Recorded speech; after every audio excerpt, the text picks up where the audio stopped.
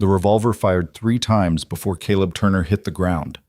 Blood spread across the porch planks of his burning ranch as shadows moved through the smoke, men with money and murder on their minds. 6 months ago, he'd been waiting for a mail-order bride at Cedar Hollow Station. Instead, a silver-haired woman with a rifle stepped off that stagecoach and dragged him into a war he never asked for. Now, as flames devoured everything he'd built and bullets carved the air around them, Caleb realized the truth. That elderly stranger hadn't come to marry him.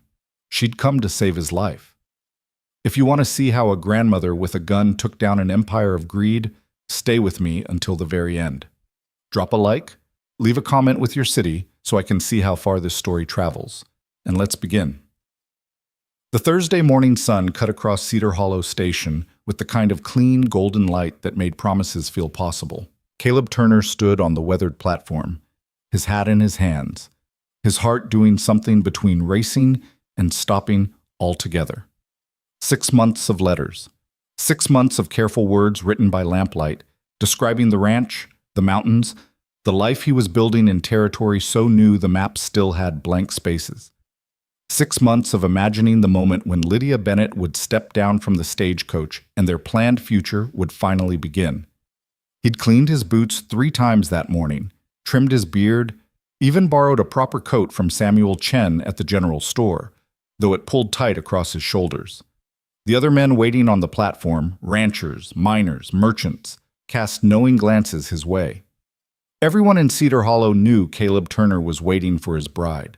The stagecoach appeared as a dust cloud first, then the thunder of hooves, then the crack of the driver's whip as 6 horses pulled the mud-caked vehicle around the final bend. Caleb's throat went dry. His hands, which could break a wild horse or build a barn frame without trembling, suddenly felt uncertain of where to be. The coach lurched to a stop. The driver, a grizzled man named Mackenzie who'd been running this route for 15 years, set the brake and climbed down without his usual banter. That should have been the first warning. Mackenzie always had a story, always had a joke. Today, he just opened the coach door and stepped back, his expression carefully neutral. Caleb moved forward, his rehearsed greeting ready on his tongue. The woman who stepped down onto the platform was not Lydia Bennett. She was older, much older, late 60s, perhaps 70, with silver hair pulled back severe and tight beneath a hat that had seen better decades. Her face was a map of hard years, lines carved deep by sun and wind, and things Caleb couldn't begin to guess. She wore traveling clothes that had once been quality, but now showed the wear of serious miles. Dust covered her from collar to hem. And she was armed. Not the decorative kind of armed that some frontier women affected for show. The revolver on her hip was well-oiled and positioned for a quick draw. The rifle slung across her back had notches on the stock that Caleb tried not to count. When she moved like someone who'd spent decades expecting trouble and knowing exactly how to answer it. Caleb stood frozen, his greeting dying unspoken. The woman's eyes found him immediately, sharp, assessing eyes that took in everything from his borrowed coat to the uncertainty in his stance. She walked toward him with a slight limp, her back bent just enough to suggest age had taken its toll, but her presence somehow filled more space than her physical frame should allow. "Caleb Turner?" Her voice was rough, like stones rolling in a creek bed. "Yes, ma'am." The words came automatically. "I'm afraid there's been some mistake. I was expecting Lydia Bennett." "I know."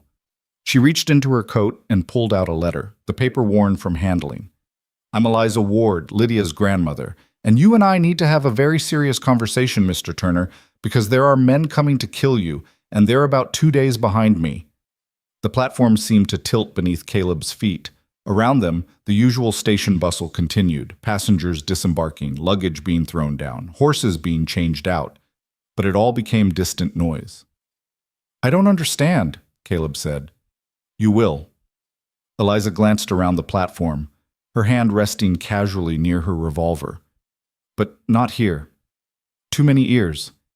Is your ranch far?" "About an hour's ride." "Then we'd best get moving." She turned to collect her bags from the coach, 2 worn saddlebags and a wooden case that Caleb instinctively knew held ammunition. "Mackenzie, much obliged for the extra speed." The driver tipped his hat. "You take care now, Ms. Ward. And you too, Turner. Watch your back trail. Caleb felt like he had walked into a play halfway through, missing all the context that would make the dialogue make sense. Mr. Mackenzie, what's going on? But the driver was already climbing back to his seat, not meeting Caleb's eyes. Within moments, the coach was pulling away, leaving Caleb alone on the platform with an armed elderly woman and a growing sense that the life he'd carefully planned was about to come apart at the seams. Mr. Turner, Eliza's voice cut through his confusion. I need you to focus. Is there somewhere we can talk privately? Somewhere you can sit down? Because what I'm about to tell you is going to be difficult to hear, and I'd prefer you didn't fall over and crack your skull when you hear it. My ranch, Caleb said numbly. I have a wagon just beyond. Show me. 20 minutes later, they were on the rough trail heading north into the hills. Caleb's mare pulled the small wagon with steady determination while Caleb tried to organize the 1,000 questions spinning through his mind into something coherent. Eliza sat beside him, silent, her eyes constantly scanning the tree line, the ridges, the road behind them. Finally, Caleb couldn't stand it anymore. Mrs. Ward? Miss. Never married. Miss Ward, then. Where's Lydia? Is she hurt? The letter she sent me 2 weeks ago didn't mention anything about Lydia's sick, Eliza said flatly. Real sick. Lung fever. Came on sudden about a month back, right after she inherited her father's estate. Caleb's hands tightened on the reins. I'm sorry to hear that, truly, but I don't see what that has to do with men coming to... The estate included land, Eliza continued, her voice steady and matter-of-fact. Prime land, up in the mountains east of here. Her father, my son, had worked a small silver claim for years, never found much. Then he died, left it to Lydia, and wouldn't you know it, suddenly there's interest. Mining engineers came through, did surveys. Turns out there's more silver in those hills than anyone knew. The trail narrowed as they climbed into the pine-covered slopes. Caleb guided the mare carefully, his mind racing. Lydia got offered money for the land, Eliza said. Good money. More money than a school teacher would see in 10 lifetimes. But she didn't want to sell. Said her father had loved that claim, had spent 20 years working it. Said it wouldn't be right to let strangers tear it apart for profit. That sounds like the woman I've been writing to, Caleb said quietly. Lydia's letters had been full of principle, of ideas about building something meaningful rather than chasing quick wealth. Principle doesn't mean much to men who want something you have, Eliza said. The offers got more insistent. Then they got threatening. Someone broke into Lydia's rooms in Denver, searched through everything, looking for the claim documents. She moved to a boarding house. They found her there too, started following her, making it clear that one way or another, that land was going to change hands. Caleb felt a chill that had nothing to do with the mountain air. So she wrote to me for help? She wrote to you because she was scared and alone and desperate. Eliza's voice softened slightly, the first crack in her hard exterior.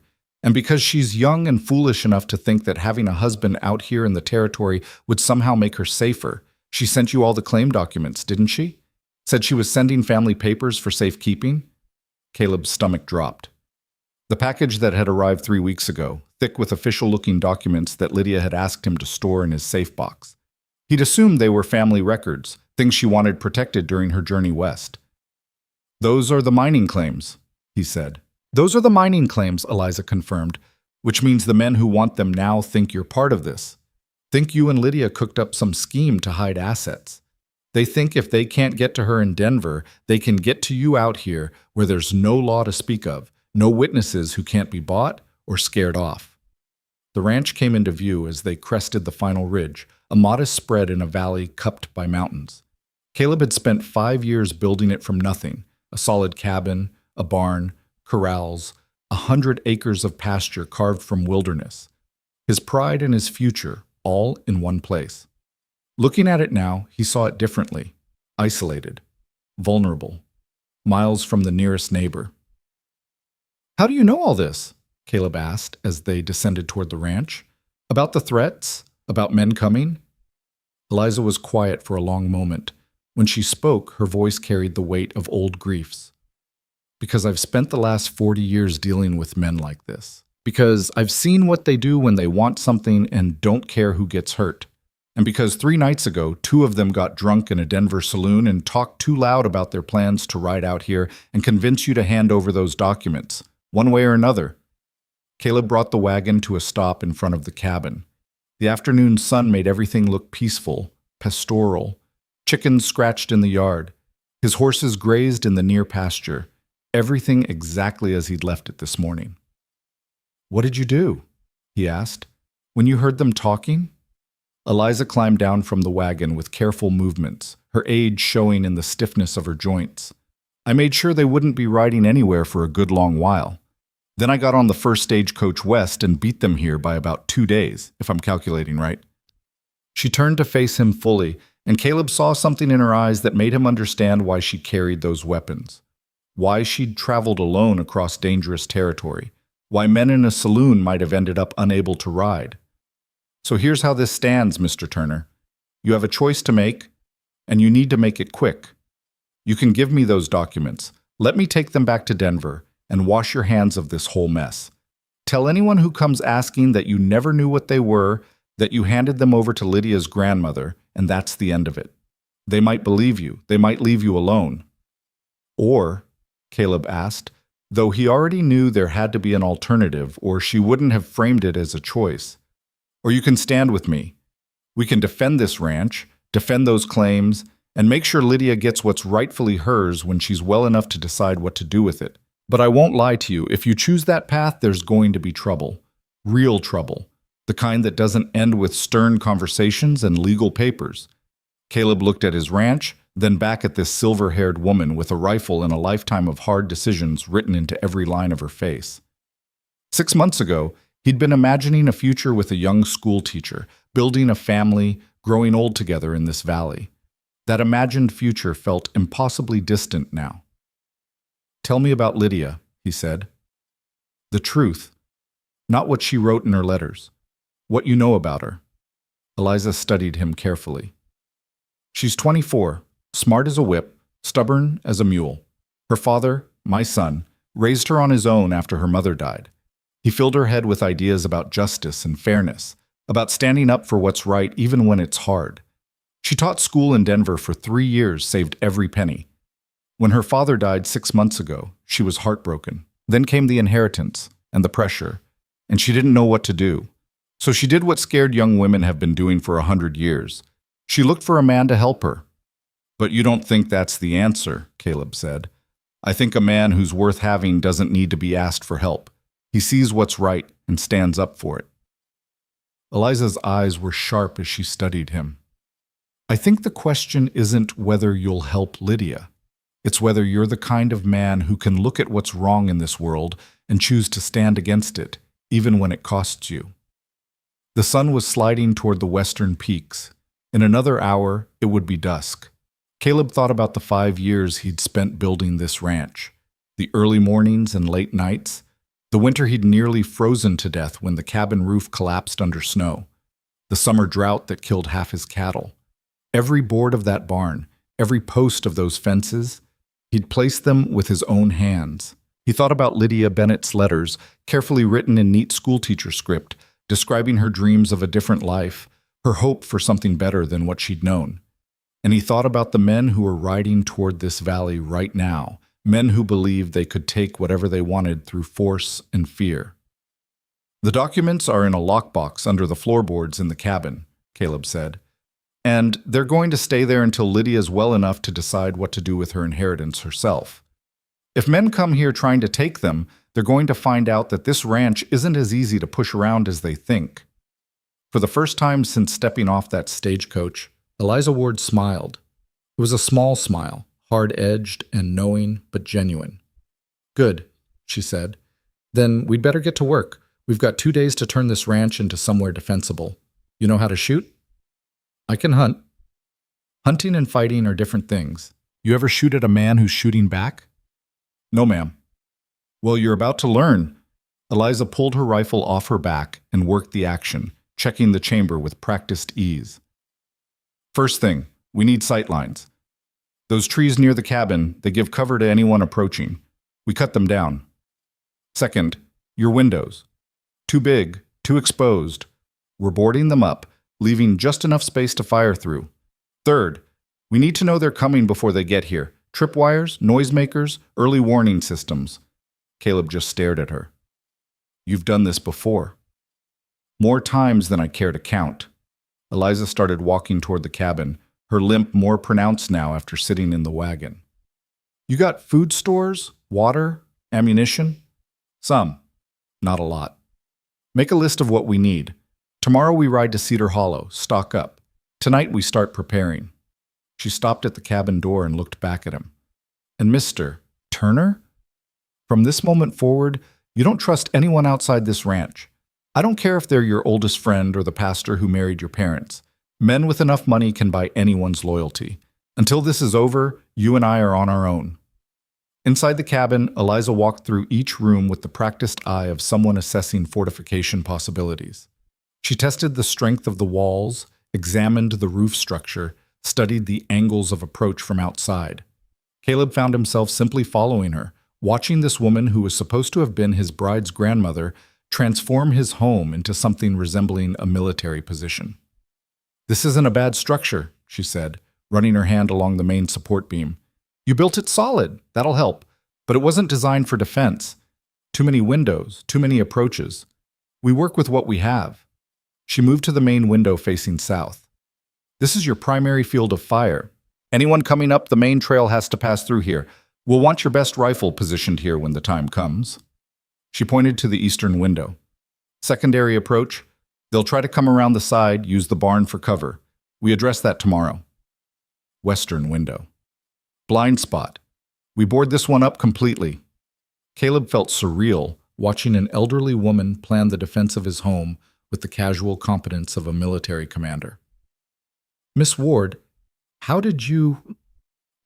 what kind of life have you lived that you know how to... A hard one, she said simply. After my husband was killed by claim jumpers in California, I had two choices, fold up and die, or learn to survive in a world that doesn't give women much mercy. I chose survival. Spent the next 40 years in mining camps, boom towns, anywhere the frontier was wild and money was quick. Sometimes I worked legitimate security. Sometimes I helped people who had nowhere else to turn. Sometimes I just tried to stay alive. She turned to face him, and in the dimming light of the cabin, she looked ancient and exhausted and absolutely unbreakable, all at once. I've shot 12 men in my life, Mr. Turner, killed 4 of them. Every single one was trying to kill me or someone I was protecting. I don't tell you that to frighten you. I tell you so you understand. When they come, and they will come, this isn't going to be a polite disagreement. They're going to try to burn you out or shoot you down, and they're not going to stop until they get what they want or we make them stop. Caleb's mouth was dry. You think we can hold them off? Just 2 of us? I think we don't have much choice but to try. Eliza moved to the lockbox he'd indicated under the floorboards, kneeling with a soft grunt of effort. Show me these documents. Caleb retrieved the key from where he kept it hidden in the stone chimney and unlocked the box. Inside, along with his land deed and a few saved letters, was the thick envelope Lydia had sent. Eliza opened it carefully, spreading the papers across the floor. Mining claim, survey reports, assay results. She whistled low. These estimates, if they're even half right, this claim is worth more than most men see in a lifetime. Maybe several lifetimes. Lydia never mentioned the value in her letters, Caleb said. She probably didn't know, not the real number. Her father wouldn't have told her, wouldn't have wanted her caught up in the greed that gold and silver bring out in people. Eliza carefully refolded the documents. But the men who want this? They know exactly what it's worth, and they're willing to kill for it. They spent the remaining daylight hours in preparation. Caleb cut down 3 pine trees that stood too close to the cabin, clearing sight lines. Eliza inspected his weapons. A hunting rifle, a shotgun, a revolver he rarely carried, and showed him how to clean and maintain them for combat rather than hunting. They moved his horses into the barn and set up a water trough there so the animals could stay protected. As darkness fell, they ate a simple dinner of beans and cornbread. Eliza sat at the table, her movements weary, the day's travel and work catching up to her. You should rest, Caleb said. You can take the bed. I'll sleep out here by the fire. We'll both stay out here, Eliza countered, Take turns keeping watch. They're not likely to move at night. Too easy to get lost on these trails in the dark. But I don't gamble with people's lives. You take first watch. I'll spell you in 4 hours. Caleb nodded, settling into a chair by the window with his rifle across his lap. Eliza laid out her bedroll near the fire, her weapons within easy reach. Within minutes, her breathing had deepened into sleep, the exhausted sleep of someone who had pushed themselves beyond normal limits. Sitting in the darkness, listening to the night sounds of the valley, Caleb tried to process everything that had happened since morning. He'd woken up expecting to meet his future bride. Instead, he was sitting armed guard in his own home, waiting for dangerous men to arrive, partnered with a woman 3 times his age who'd killed 4 people. His life had been so carefully planned. Simple, predictable, safe. Now it was none of those things. He thought about the choice Eliza had offered him: walk away or stand firm. Even now, he could probably still choose the easier path. Give up the documents, claim ignorance, hope for mercy. But he'd made his decision, and sitting there in the dark, he found he didn't regret it. Whatever Lydia Bennett turned out to be, whether she eventually came west or not, those were her father's claims, her inheritance. And men with guns didn't have the right to take it just because they wanted it. The hours passed slowly. Caleb watched the moon track across the sky. In the distance, a wolf howled. Closer, an owl called. All the normal sounds of a mountain night. Nothing unusual, nothing threatening, but he couldn't shake the feeling that somewhere out there, in the darkness beyond his valley, men were riding closer. Men with hard eyes and cruel intentions. Men who saw his ranch as nothing more than an obstacle to be removed. When 4 hours had passed, Eliza woke without being called. She simply opened her eyes, assessed the situation in a single glance, and rose from her bedroll. "Anything?" she asked quietly. "Nothing. All quiet." "Good. Get some sleep. Tomorrow we ride to town, get supplies. After that, we don't leave this ranch until it's over, one way or another." Caleb laid down on the bedroll, still warm from where Eliza had been sleeping. Despite his exhaustion, despite everything weighing on his mind, sleep came quickly. He dreamed of smoke and fire, of men on horseback, of an old woman with a rifle standing between him and death.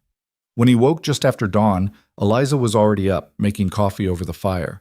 The morning light streaming through the windows made everything look normal again. Safe. Like yesterday had been some kind of fever dream. But Eliza's rifle leaning against the table reminded him otherwise. "Coffee's strong," she said, handing him a tin cup. "Figured we'd need it." They rode to Cedar Hollow together an hour later. The general store was run by Samuel Chen, a Chinese immigrant who'd come west with the railroad crews and stayed to build a business. He and Caleb had always had a friendly relationship, but today Caleb saw him through Eliza's eyes, as someone who might be bought, might be compromised. "Morning, Caleb," Samuel said cheerfully. "And this must be—" "My aunt," Caleb said quickly. "Visiting from back east." Samuel's eyes flickered to Eliza's weapons, to the hard set of her face, but he was too polite to comment. "What can I get for you today?" Caleb handed over the list Eliza had prepared. Samuel read it slowly, his expression growing more serious with each item. Ammunition, medical supplies, dried goods for extended storage, lamp oil, everything you'd need for a siege. "Caleb," Samuel said quietly, "is there something I should know about?" Before Caleb could answer, Eliza spoke up. "Just preparing for a hard winter, Mr. Chen. My nephew here tends to run low on supplies. I'm teaching him to plan better." It was smoothly said, casually delivered. But Samuel Chen hadn't survived years on the frontier by being naive. He looked between them, clearly understanding that something was wrong, equally clearly deciding not to press. "I'll get these items together," he said. "It'll take about an hour." While they waited, Eliza walked the street, observing everything. Who was in town? Who was watching them? Who seemed nervous or interested in their presence? Caleb stood on the store porch, feeling exposed. "Mr. Turner!" He turned to see Margaret Thornton approaching, the widow who ran the boarding house. She was a kind woman, always friendly, always curious about town gossip. "Morning, Mrs. Thornton. I heard your bride arrived yesterday. How wonderful! Where is she? I was hoping to meet her, perhaps invite you both to dinner." "She didn't come," Caleb said, keeping his voice neutral. There was a delay. That's my aunt who came instead, just for a visit. Margaret's face fell with genuine disappointment. Oh, I'm so sorry. I know you were looking forward to... She stopped, noticing Eliza watching them from across the street. Your aunt seems quite capable. She is that. Margaret leaned in slightly, lowering her voice. Caleb, there were some strangers in town yesterday evening. Asked questions about you, about your ranch. They didn't seem like the usual travelers. I thought you should know. Caleb felt his stomach tighten. What kind of questions? How to find your place, how long you'd been there, whether you lived alone. They said they were potential buyers, interested in land, but she shook her head. They didn't feel right. Thomas at the saloon said they drank heavy and talked rough. Thank you for telling me, Mrs. Thornton. Are you in some kind of trouble? Caleb managed a smile he didn't feel. Nothing I can't handle, but I appreciate your concern. When Margaret had gone, Eliza rejoined him on the porch. The widow? Says strangers were asking about me yesterday, asking about the ranch. Eliza's face hardened. They're closer than I thought. We get the supplies and leave. Now. They loaded the wagon in tense silence, Caleb acutely aware of every person watching, every shadow that seemed to linger too long. By the time they were back on the trail to the ranch, his nerves were wound tight. They're going to come tonight, Eliza said as they climbed into the hills. They scouted yesterday, they'll move today. They want to hit you before you're prepared, before you know they're coming. But we do know they're coming. That's the only advantage we have. We use it. She was quiet for a moment, then added, When this starts, Mr. Turner, you need to understand something. These aren't men who'll give you warning. They're not going to challenge you to a fair fight. They're going to try to overwhelm you quick and brutal. You hesitate, you die. You show mercy, you die. You have to be ready to shoot first and without question. Caleb's hands tightened on the reins. I've never shot a man. You'll likely never forget the first time, Eliza said quietly. But you'll live to remember it, which is better than the alternative. The rest of the ride passed in silence. Back at the ranch, they worked with grim efficiency. Eliza showed Caleb how to board up windows while leaving firing slots. They moved furniture to create defensive positions, set up reloading stations at different points in the cabin, prepared everything they might need if things went wrong.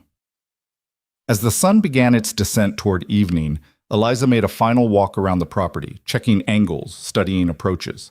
When she returned to the cabin, her face was set. They'll come from the south trail, she said. It's the clearest approach, and they won't expect us to be ready. They'll probably try to set fire to something first. The barn, maybe, to flush us out or divide our attention. How many do you think? Caleb asked. At least 3. Probably not more than 6. More than that, and they'd be too obvious, too hard to coordinate quietly. She checked her rifle, then a revolver. You stay inside, cover the south window. I'll be on the porch. When they come, I'll call out a warning, give them one chance to turn back. After that, we defend ourselves. One chance? Caleb said. Eliza, if they came here to kill us... I've killed men before, Mr. Turner, but I've never murdered anyone. There's a difference. They get their chance to choose differently. What they do with that chance is on them. As darkness fell over the valley, they took their positions. Caleb at the south window, rifle ready. Eliza on the porch, seated in a rocking chair that gave her a deceptively casual appearance while positioning her with clear lines of fire in multiple directions. The night deepened. Stars emerged. The temperature dropped. And then, just after midnight, Caleb heard it. The soft sound of horses moving slowly, carefully, trying to stay quiet. Multiple horses, multiple riders. His heart began to pound. Eliza, he whispered. I hear them, she said calmly from the porch. Stay calm. Stay ready. Remember, you don't shoot until I give the word, or they shoot first. The sounds grew closer. Caleb could make out shapes now in the darkness, men on horseback, approaching from the south trail just as Eliza had predicted. 4 of them, maybe 5, moving in loose formation. They stopped about 50 yards from the cabin, conferring in whispers, planning their approach. Eliza's voice cut through the night, loud and clear and absolutely fearless. That's far enough, gentlemen. This is private property, and you're not welcome. Turn around and ride back where you came from. Silence. Then laughter. Hard, cruel laughter. "Old woman," a voice called back. "You don't know what you're mixed up in. Walk away now and you won't get hurt. This isn't your fight." "It became my fight when you rode onto this land with ill intentions," Eliza replied. "Last chance. Leave now." "We came for documents that don't belong to Turner. Give them up, and we'll leave peaceful." "Those documents belong to Lydia Bennett, and they stay right where they are. Now you've had your warning. Next time I speak, it'll be with bullets." More laughter. Then movement. The riders spreading out, beginning to circle toward different sides of the ranch. Caleb's finger found the trigger of his rifle. This was really happening. In moments, men would try to kill him, and he would have to kill them first or die. The first gunshot shattered the night, and Caleb Turner's careful, planned life ended forever in a storm of fire and blood. The first bullet punched through the cabin wall 6 inches above Caleb's head, spraying splinters across his face. He dropped instinctively, his heart hammering so hard he could feel it in his throat. Outside, Eliza's rifle cracked once, twice, 3 times in rapid succession, each shot deliberate, controlled, nothing like the wild spray of fire coming from the darkness. "South window," Eliza shouted. "2 riders breaking right." Caleb scrambled back to his position, forcing his shaking hands steady. Through the firing slot, he could see muzzle flashes in the darkness, shapes moving between the trees. He raised his rifle, found a target, hesitated for just a fraction of a second, then pulled the trigger. The recoil slammed into his shoulder. In the darkness, he couldn't tell if he'd hit anything. Didn't matter. He worked the bolt, chambered another round, fired again. The mechanical actions gave him something to focus on besides the terror threatening to freeze him solid. More shots tore through the night, glass shattered somewhere in the cabin. One of the horses in the barn screamed in fear, the air filled with gun smoke and the sharp smell of burnt powder. "They're trying to flank," Eliza called. "Watch the east side." Caleb shifted position, caught movement near the barn. A figure running low, carrying something. Before he could aim, Eliza's revolver barked from the porch, and the figure went down hard, whatever he'd been carrying tumbling from his hands. "Kerosene," Eliza said grimly. They were going to burn the barn. "Mr. Turner, I need you to cover the porch. I'm moving inside." She came through the door in a crouch, moving with surprising speed for her age. Blood ran down her left arm from a graze across her shoulder, but her face showed no pain, only fierce concentration. "How bad?" Caleb asked. "I've had worse from barbed wire. Keep shooting." She took up position at the east window, her rifle finding targets Caleb couldn't even see in the darkness. "They're pulling back, regrouping. This was just testing our defenses." The gunfire stopped as suddenly as it had started. Silence rushed back into the night, broken only by the ringing in Caleb's ears and his own ragged breathing. In the distance, he could hear horses retreating, but not far, just back beyond rifle range. "Did we hit any of them?" he asked. "2 for certain, maybe 3. Eliza was reloading, her movements automatic. "The one who went down by the barn isn't getting up. The others, hard to say. But they know now that we're not easy targets. They'll think harder before the next try." Caleb's hands wouldn't stop shaking. He'd fired his rifle at least 6 times, maybe more. Had he hit anyone? Killed anyone? The thought made his stomach turn. "First time's always hard," Eliza said quietly, reading his face. "You did good, Mr. Turner. You didn't freeze. That's what matters." "There's a dead man in my yard." "There's a dead man who came here to kill you in your yard," Eliza corrected. "Don't forget that part. He made his choice. You made yours." She moved to the door, cracked it open slightly, peering out into the darkness. "They'll try again before dawn, maybe 2-3 hours from now. They'll want to finish this before sunlight gives us too much advantage." "What do we do until then?" "We prepare. Reload every weapon. Check our ammunition. Tend wounds. Rest if we can." She closed the door, secured the bar across it. "And we decide what happens after dawn." "What do you mean?" Eliza sank into a chair, finally allowing herself to show some of the weariness she must have been feeling. "We can hold this cabin against a few men, maybe even a few attacks. But Mr. Turner, I counted at least 5 riders out there. We dropped one, maybe wounded another. That still leaves 3 or 4, and they'll send for more. This ranch is too isolated, too hard to defend long term. We need to think about what comes next." Caleb looked around the cabin. His home, built with his own hands over 5 years of backbreaking work. Every log, every nail, every board represented a piece of his life. And now it was riddled with bullet holes, windows shattered, walls splintered by gunfire. "I'm not leaving," he said. "I didn't say you should, but we need a plan beyond just surviving the night." Eliza pressed a cloth against the wound on her arm. "These men work for someone with money and influence. Someone who thinks they can take what they want because they have the power to get away with it. Hiding here won't solve that. We need to go on offense." "Offense? Against who? We don't even know who hired them." "Then we find out." Eliza's eyes were hard in the lamplight. "One of those men out there has answers. We just need to ask the right questions."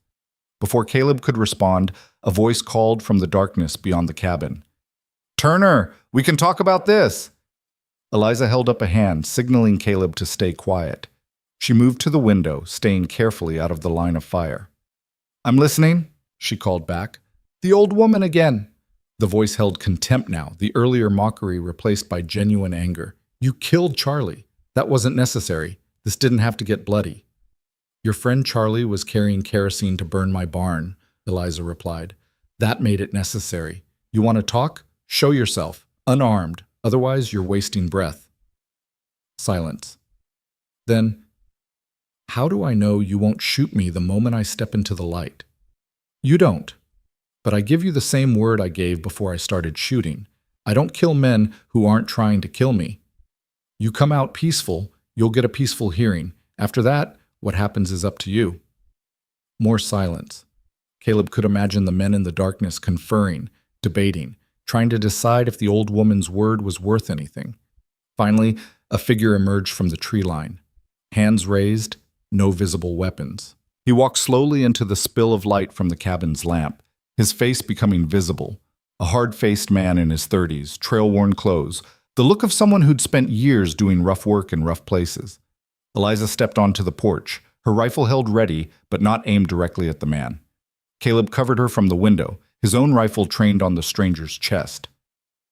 "That's close enough," Eliza said when the man was about 20 feet away. "State your business." "My business was the documents Turner's got locked up in there. But you've made that complicated." The man's eyes moved from Eliza to the cabin, calculating. "We came to do a job, simple job. Get the papers, get out. You turned it into a war. You came armed and ready to kill for those papers. Don't pretend this would have ended any other way." Eliza took a step forward, and despite being half a foot shorter and 40 years older, she somehow made the hard-faced man step back. "Who hired you?" "Can't say." "Won't say, you mean?" The man shrugged. "Amounts to the same thing. I tell you, I'm dead. You might kill me now, but the people I work for, they'll kill me slow." "Then you're in a difficult position," Eliza said, "because you're not getting those documents, you're not getting paid, and you've lost a man trying. Seems to me you're already on the losing side of this arrangement. We've got more men coming, another 6 riders, maybe more. You can't hold out against all of us." "Maybe not, but I can make it expensive enough that whoever hired you starts wondering if those papers are worth the trouble." Eliza's voice dropped, became almost conversational. "Here's what I'm thinking.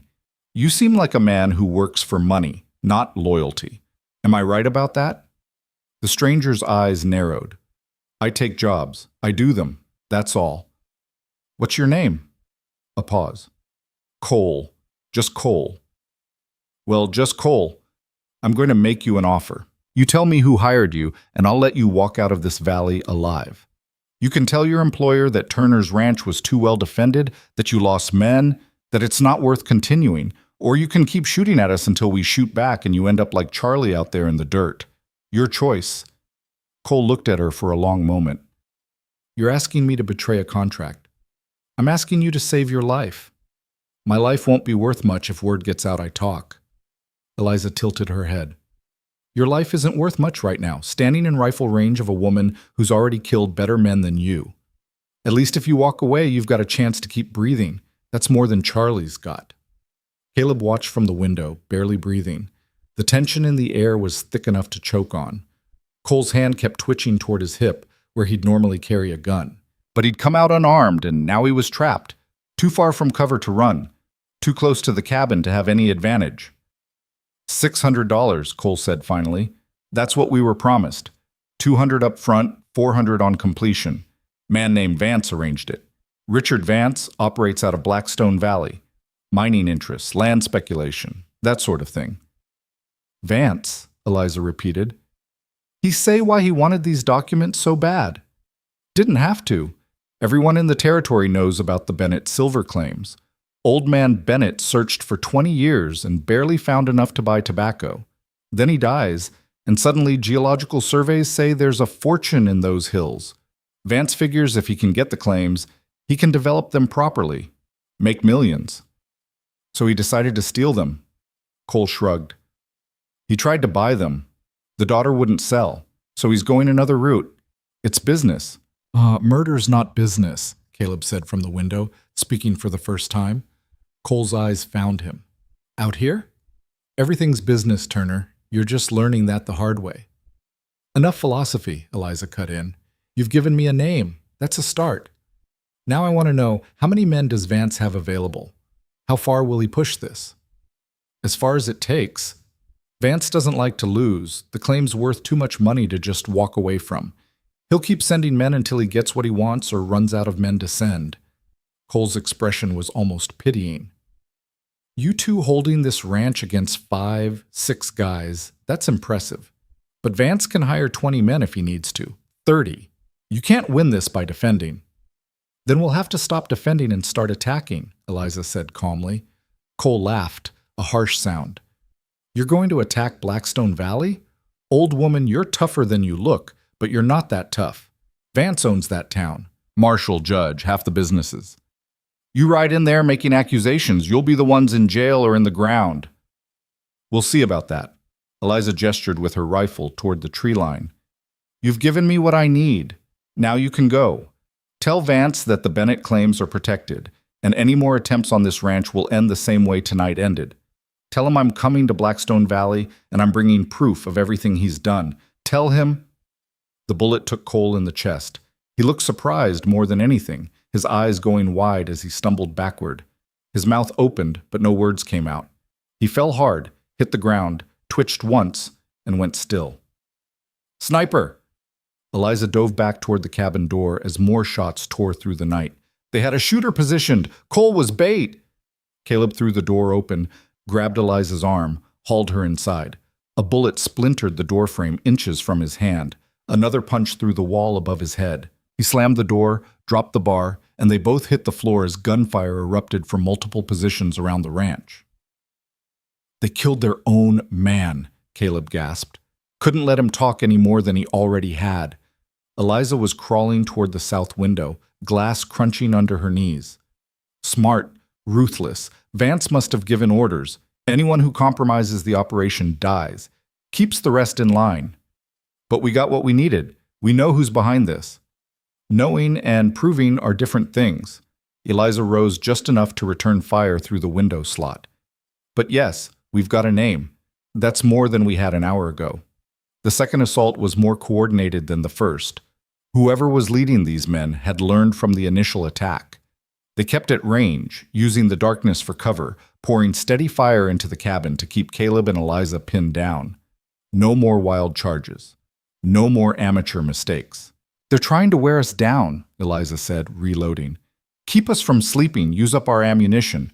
When we're exhausted and running low on bullets, they'll rush us. How long can we hold? Depends on how patient they are, and how much ammunition you stockpiled. Caleb thought about the supplies in the cabin. 3 boxes of rifle cartridges, 2 for the revolver, a handful of shotgun shells. Enough for a fight, but not for a siege. We've got maybe 200 rounds total, he said. Then we make every shot count. Eliza fired again, and in the darkness someone screamed. That's 1 more who won't be attacking come morning. How many do you figure are left out there? 4, maybe 5 if they had someone watching from further back. Against 2, I've fought worse odds. But her voice was tight, and Caleb could see blood seeping through the cloth she'd wrapped around her shoulder wound. She was hurt worse than she'd admitted. The gunfire continued sporadically through the night, sometimes intense bursts that had them both flattened against the floor, sometimes just single shots. harassment fire designed to keep them from resting. Caleb's ears rang constantly. His shoulder ached from the rifle's recoil. Exhaustion pulled at him like weights on his limbs. Somewhere around 3 a.m, the shooting stopped again. "Reloading break," Eliza said. "Or they're planning something. Stay alert." Caleb slumped against the wall, his rifle across his lap. His hands were black with gunpowder. His eyes burned from smoke and lack of sleep. Every muscle screamed. "Miss Ward," he said quietly. "Eliza, how does this end?"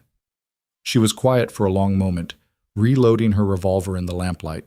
Her hands moved with practiced efficiency despite the tremor of fatigue. "Honestly, one of 3 ways. First, they give up, decide we're too much trouble, and Vance cuts his losses.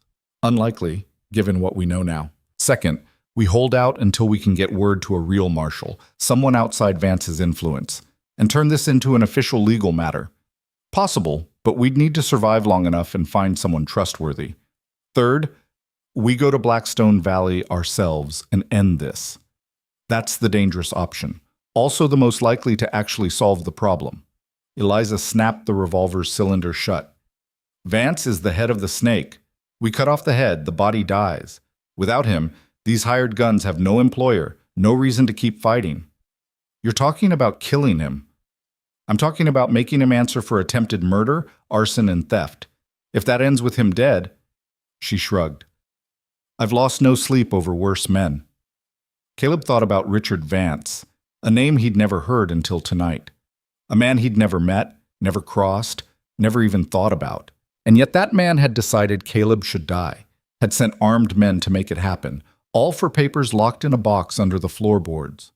"After tonight," Caleb said slowly, "after everything that's happened, even if we survive, they'll keep coming. As long as those claims exist, as long as there's money to be made, someone will want them. Lydia will never be safe." "No," Eliza agreed. "She won't. Neither will you. That's the price of being in the way of someone else's greed. So we can fight forever, or we can end it. Those are the options." Eliza looked at him across the dim cabin. "What are you thinking, Mr. Turner?" "I'm thinking that I spent 5 years building a quiet life out here. A simple life. And in one night, that's gone. The man I was this morning, the one waiting for a bride, planning a future, he doesn't exist anymore." Caleb's voice was steady despite the exhaustion. "So maybe it's time to stop defending and start fighting back." Eliza smiled, fierce and approving. "Good. Because come dawn, we're going to do exactly that." But dawn was still hours away, and the men outside weren't done. The next attack came from an unexpected direction, the barn. Caleb heard his horses screaming and realized someone had gotten inside, was using the animals as cover or hostages, or both. "The barn!" he shouted. "I know. They're trying to draw us out." Eliza was already moving toward the back window. "If they kill the horses, we're on foot, can't escape, can't pursue, can't do anything but die here. You have to stay alive." Eliza grabbed his arm, her grip surprisingly strong. "Those are animals, Mr. Turner. Good animals, I'm sure, but animals. You go running out there to save them, you die. We both die. Then Vance wins, Lydia loses everything, and those horses die anyway when the ranch burns." Caleb knew she was right, hated it, but knew it. Still, listening to his horses scream in terror was one of the hardest things he'd ever done. Then the screaming stopped. Silence from the barn. Either the horses had been killed, or the attackers had moved on. "Fire!" Eliza suddenly yelled. "They set the barn!" Orange light flickered through the windows. Smoke began to drift across the yard. The barn was burning, flames climbing the dry wooden walls with terrifying speed. "They'll use the fire for cover," Eliza said, moving back to her position at the south window. "When we're focused on the barn, they'll rush the cabin. Get ready." Sure enough, as the barn became an inferno, shapes moved in the dancing shadows. Men running low, using the fire's light and smoke for concealment. Caleb fired, worked the bolt, fired again. Beside him, Eliza's rifle cracked steadily, methodically. One shape fell, then another, but they kept coming. "They're desperate," Eliza said. "Lost too many men.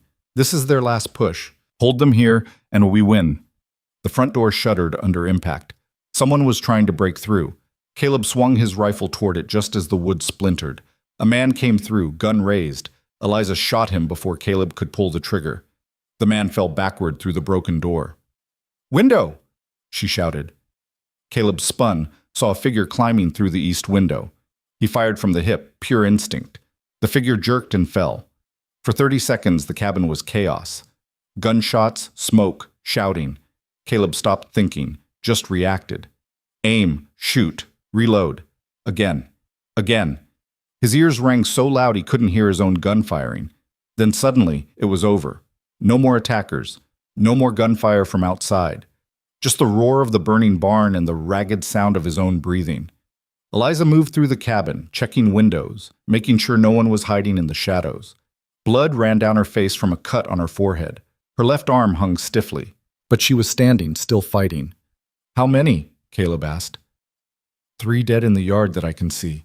Maybe more in the darkness." She peered out toward the tree line. "If there's any left alive, they're running. We broke them." Caleb sank to the floor, his back against the wall. His whole body shook. The rifle fell from his hands. "We did it," he said numbly. "We actually did it." "We survived," Eliza corrected. "Different thing." She limped over, lowered herself down beside him with a grunt of pain. "But yes, we're still breathing. That counts for something." They sat in silence, watching through the broken door as the barn burned. 5 years of work, going up in flames. The horses were gone. He'd heard them screaming, then silence. Everything he'd built, everything he'd worked for, reduced to ash and memory. "I'm sorry about your barn," Eliza said quietly. "It's just wood." Caleb's voice sounded distant to his own ears. "Can rebuild wood. Can't rebuild a life. Not the same way." She was looking at him with something like sympathy. "You'll never be the man you were before tonight. That man's gone, burned up same as that barn. Question is, who are you going to be instead?" Caleb thought about that. About the man who'd stood on the Cedar Hollow platform waiting for a bride. That man had believed in simple solutions, in hard work and honest dealing. Believed that if you kept your head down and did right by people, life would do right by you. That man was naive. Foolish even. But the man sitting here now, covered in gun smoke and other men's blood, wasn't sure what he believed anymore. "I don't know," he said finally, "who I'm going to be, but I know what I'm going to do." "What's that?" "I'm going to Blackstone Valley. I'm going to find Richard Vance, and I'm going to make sure he answers for every bit of this." Eliza nodded slowly. "Thought you might say that. Good. Because I'm coming with you. You're hurt."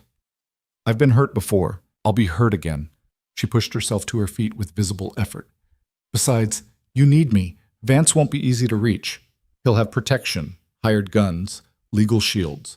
Going after him isn't like defending your ranch. It's a different kind of war." "Then teach me how to fight it." "I intend to." Eliza moved to the window, looking out at the smoking ruins of the barn as dawn began to pale the eastern sky. "But first, we need to clean up this mess, document everything, bodies, bullet holes, burned buildings. When this is over, when Vance is done, we'll need proof of what happened here."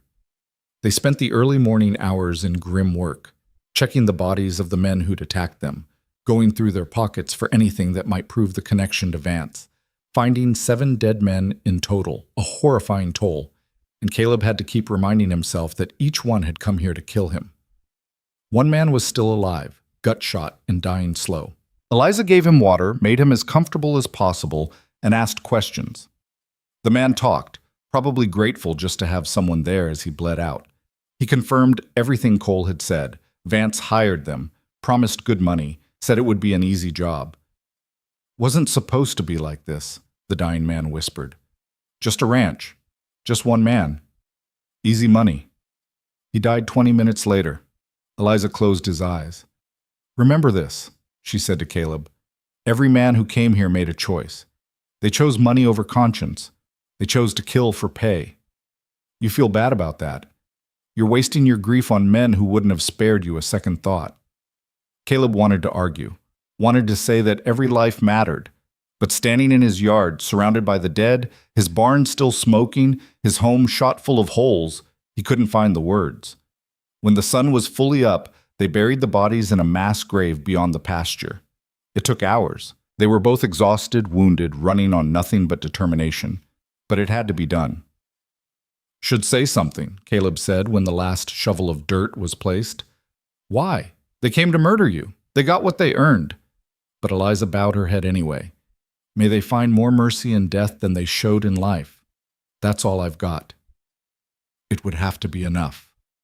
Back at the cabin, Eliza tended to their wounds properly. Her shoulder needed stitching. Caleb's hands were cut from broken glass. They were both bruised, battered, running on fumes. "We should rest," Eliza said. "Few hours at least. Can't ride to Blackstone in this condition." But Caleb was already gathering supplies, checking weapons, preparing for the journey.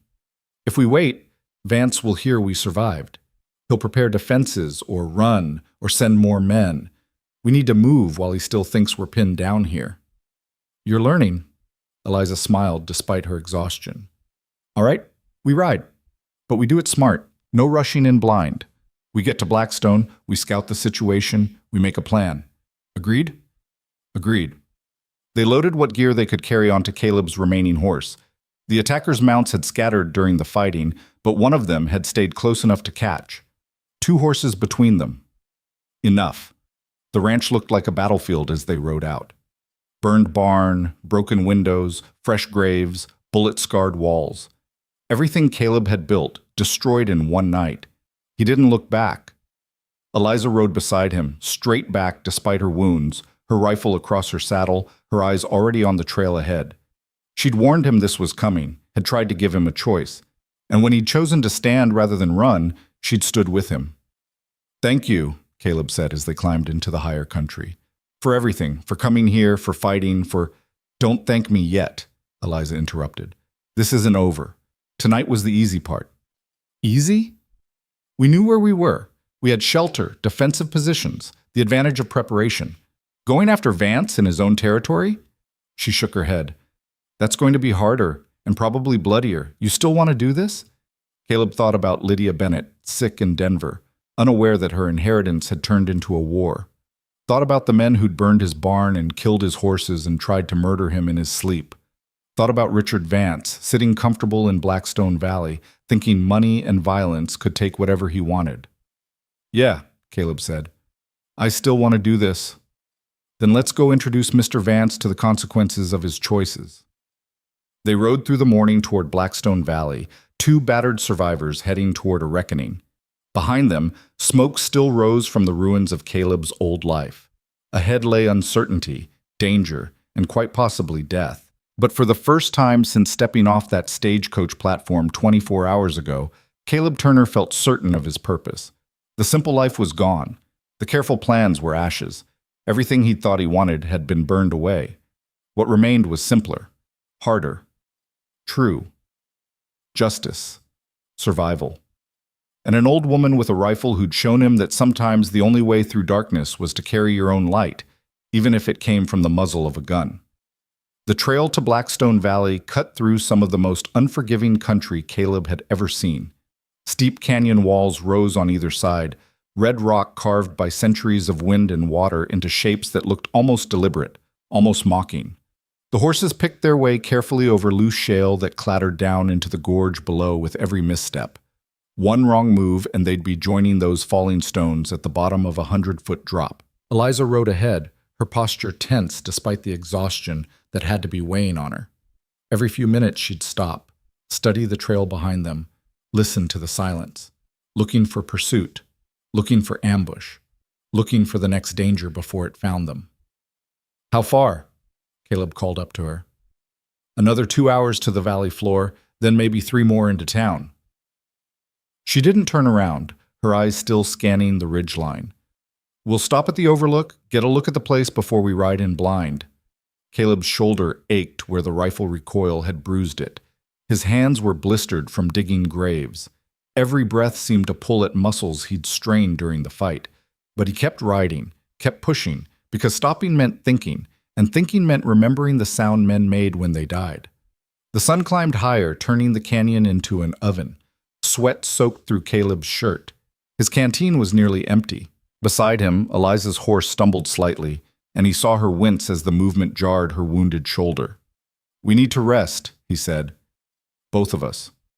The horses, too." "Not here. Too exposed." But even as she said it, her voice carried a tremor of fatigue that belied her words. "There's a spot another mile up. Small cave, good sightlines. We can stop there."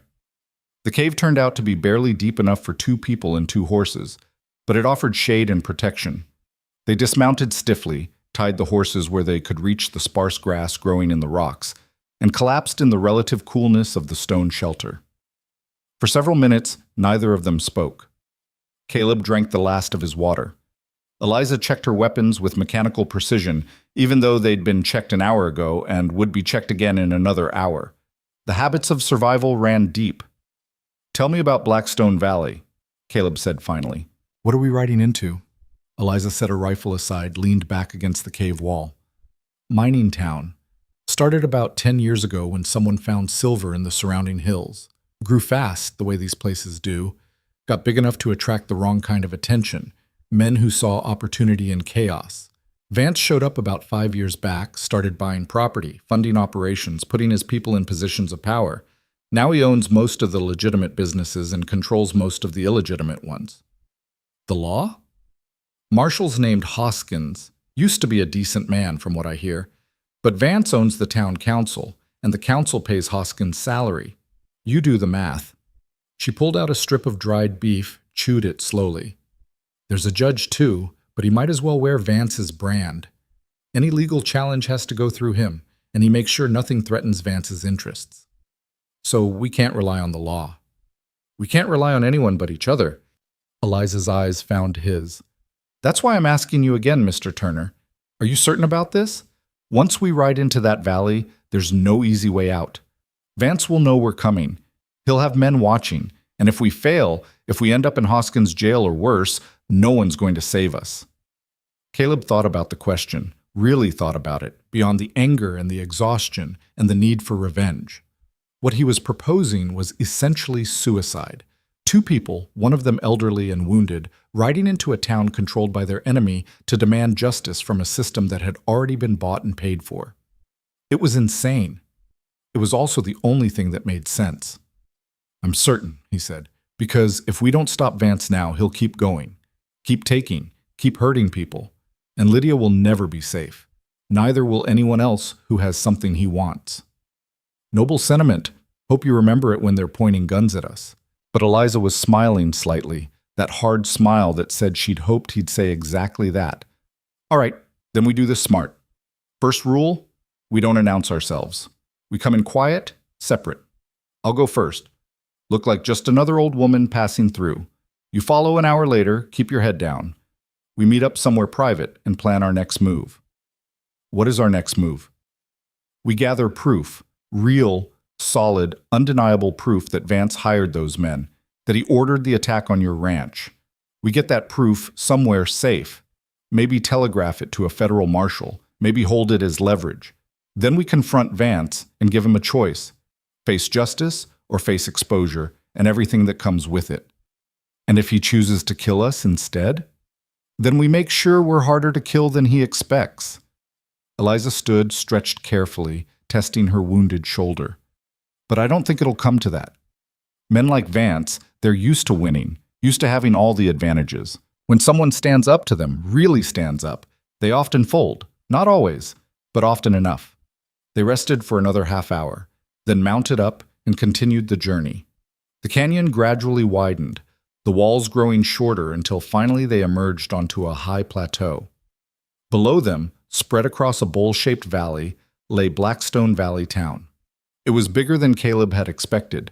Main Street running north to south, lined with 2-story buildings that spoke of real investment, real permanence. Side streets branching off in a rough grid, houses climbing the eastern slope. What looked like mining operations in the hills beyond. Smoke rose from a dozen chimneys. Even from this distance, Caleb could hear the faint sounds of industry, hammers, wagon wheels, voices. 2,000 people, maybe more, Eliza said, studying the town through narrowed eyes. Rich town, too, are getting there. See those buildings? That's not rough frontier construction. That's money. Vance's money. A sum of it. Some from the mines, some from the businesses. But yeah, Vance's fingerprints are all over this place. She pointed to a large building at the north end of town. 3 stories of brick and glass. That's the Blackstone Hotel. Finest building in 100 miles. Vance lives on the top floor, runs his operations from there. Caleb studied the hotel, trying to imagine the man inside. What kind of person sent armed men to kill strangers for pieces of paper? What kind of person built an empire on threat and violence? You've seen men like him before, he said. What makes them this way?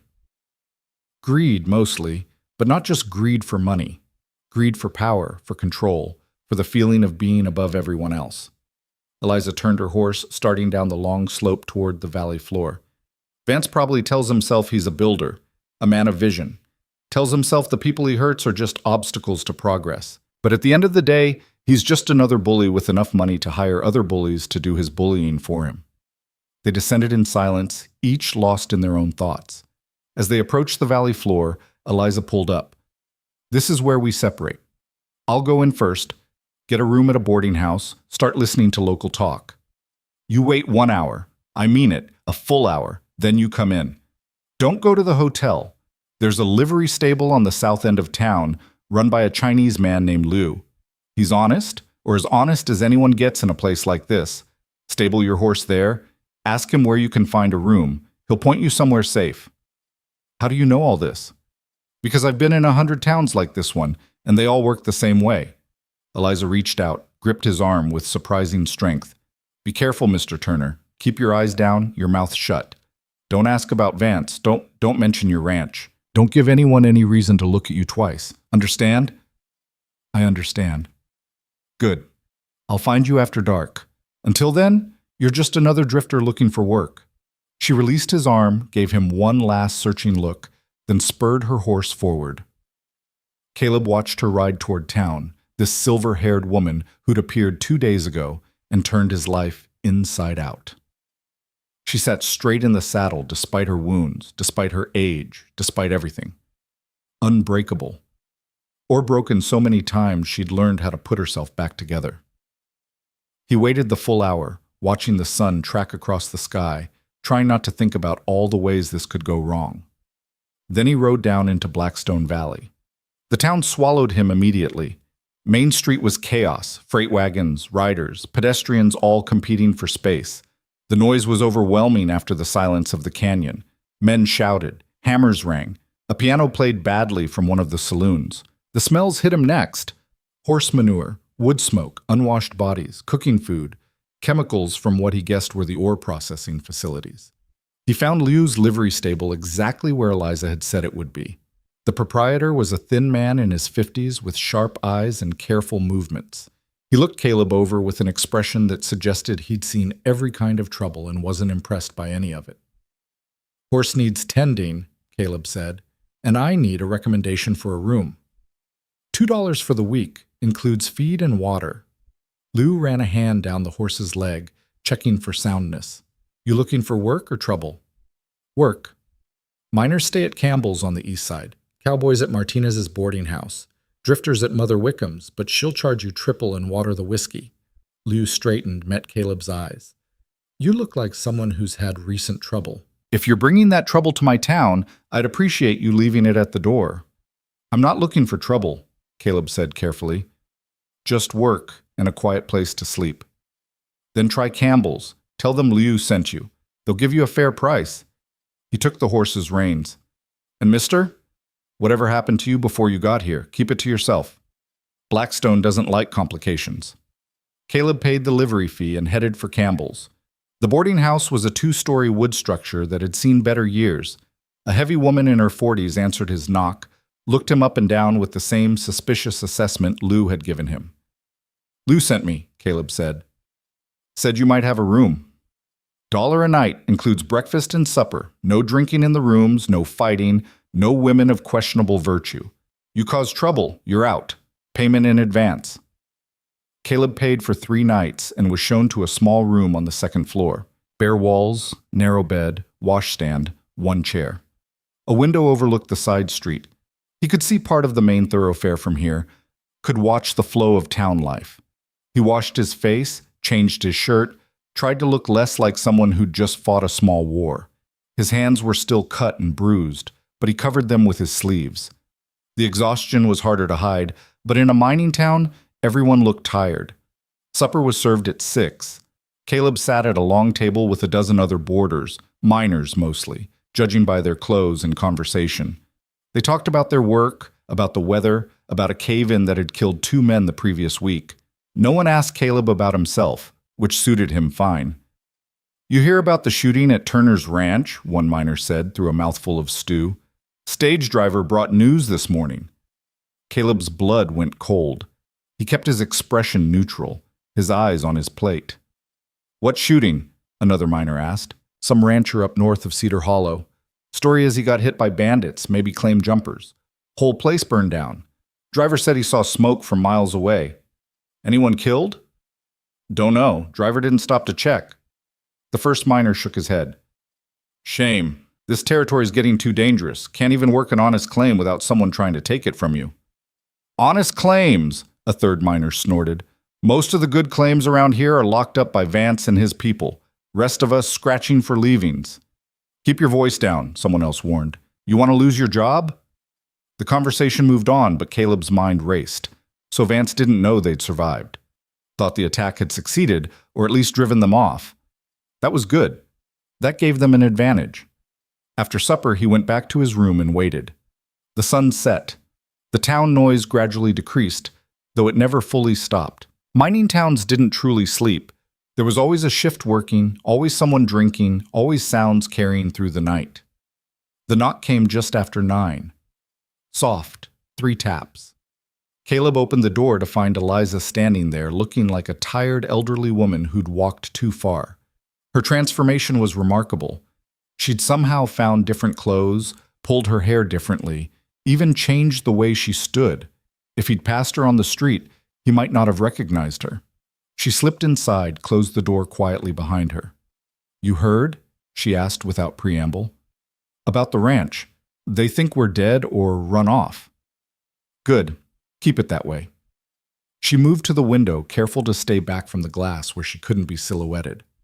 "I've been listening to talk all afternoon. Vance is nervous. He's increased security at the hotel, called in more of his men. Something has him spooked." "The attack on my ranch failing?" "Maybe. Or maybe he's worried about something else." Eliza turned to face him. "I heard another interesting piece of information. There's a federal land office clerk in town staying at the hotel. Name's Morrison. He's here to review mining claims, make sure everything's properly filed and legitimate." Caleb saw where she was going immediately. "The Bennett claims. If they're not properly documented, then Vance can challenge their legitimacy, claim they were improperly filed, that the land was never legally claimed in the first place. It's a legal route to stealing what he couldn't take by force." Eliza's face was grim. Morrison's either corrupt or being pressured. Either way, if he rules against the Bennett claims, Vance gets what he wants without ever having to admit to murder and arson. So we need to talk to Morrison. We need to protect Morrison, more like. If Vance has decided the legal route is safer than the violent route, then Morrison is valuable to him alive and cooperative. But if Morrison shows signs of growing a conscience, he becomes a liability. "You think Vance would kill a federal official?" "I think Vance has already tried to kill us." "What's one more body?" Eliza moved away from the window. "Tomorrow, you're going to get a job at the hotel. Kitchen work, cleaning, doesn't matter. Something that gets you inside.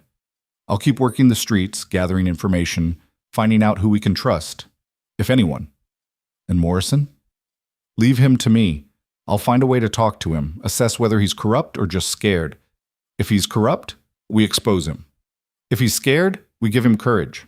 She smiled without humor. "One way or another, we're not letting Vance win this through legal manipulation." She left as quietly as she'd arrived. Caleb lay on the narrow bed, staring at the ceiling, wondering how his life had gotten so complicated. 3 days ago, he'd been a simple rancher waiting for a mail-order bride. Now he was essentially a spy in enemy territory, trying to bring down a man who controlled an entire town. Sleep came in fits and starts, broken by dreams of fire and gunshots and the faces of the men he'd killed. Morning came too early. Caleb washed, dressed, and headed to the Blackstone Hotel before the breakfast crowd. The building was impressive up close. Brick facade, tall windows, a lobby visible through glass doors that spoke of wealth and taste.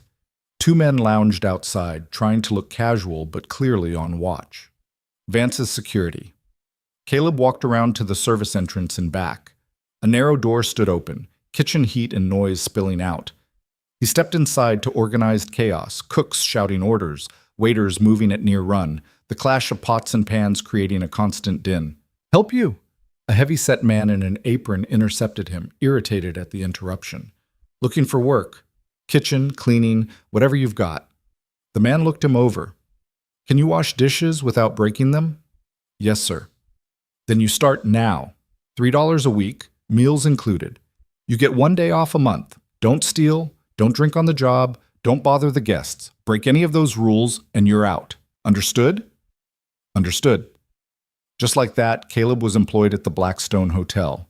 He was put to work immediately, washing dishes in a back room that was hotter than the seventh circle of hell. The work was mind-numbing, but it gave him a chance to observe, to listen, to learn.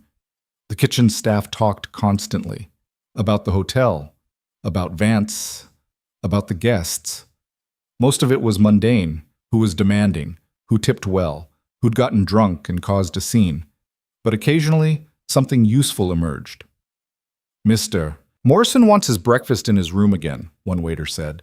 "Man hasn't come down to the dining room in 3 days." "Can you blame him?" another replied. "With Mr. Vance's men watching him every minute, I'd hide in my room too. I heard he tried to leave yesterday. Got as far as the lobby before Mr. Vance's secretary convinced him to stay. Politely, if you know what I mean." So Morrison was essentially a prisoner. Cooperative or not, Vance was keeping him under control. That complicated things. During his lunch break, Caleb managed to slip away from the kitchen, explore parts of the hotel he shouldn't have been in. The first floor was all public space: dining room, saloon, smoking room, offices. The second floor was guest rooms.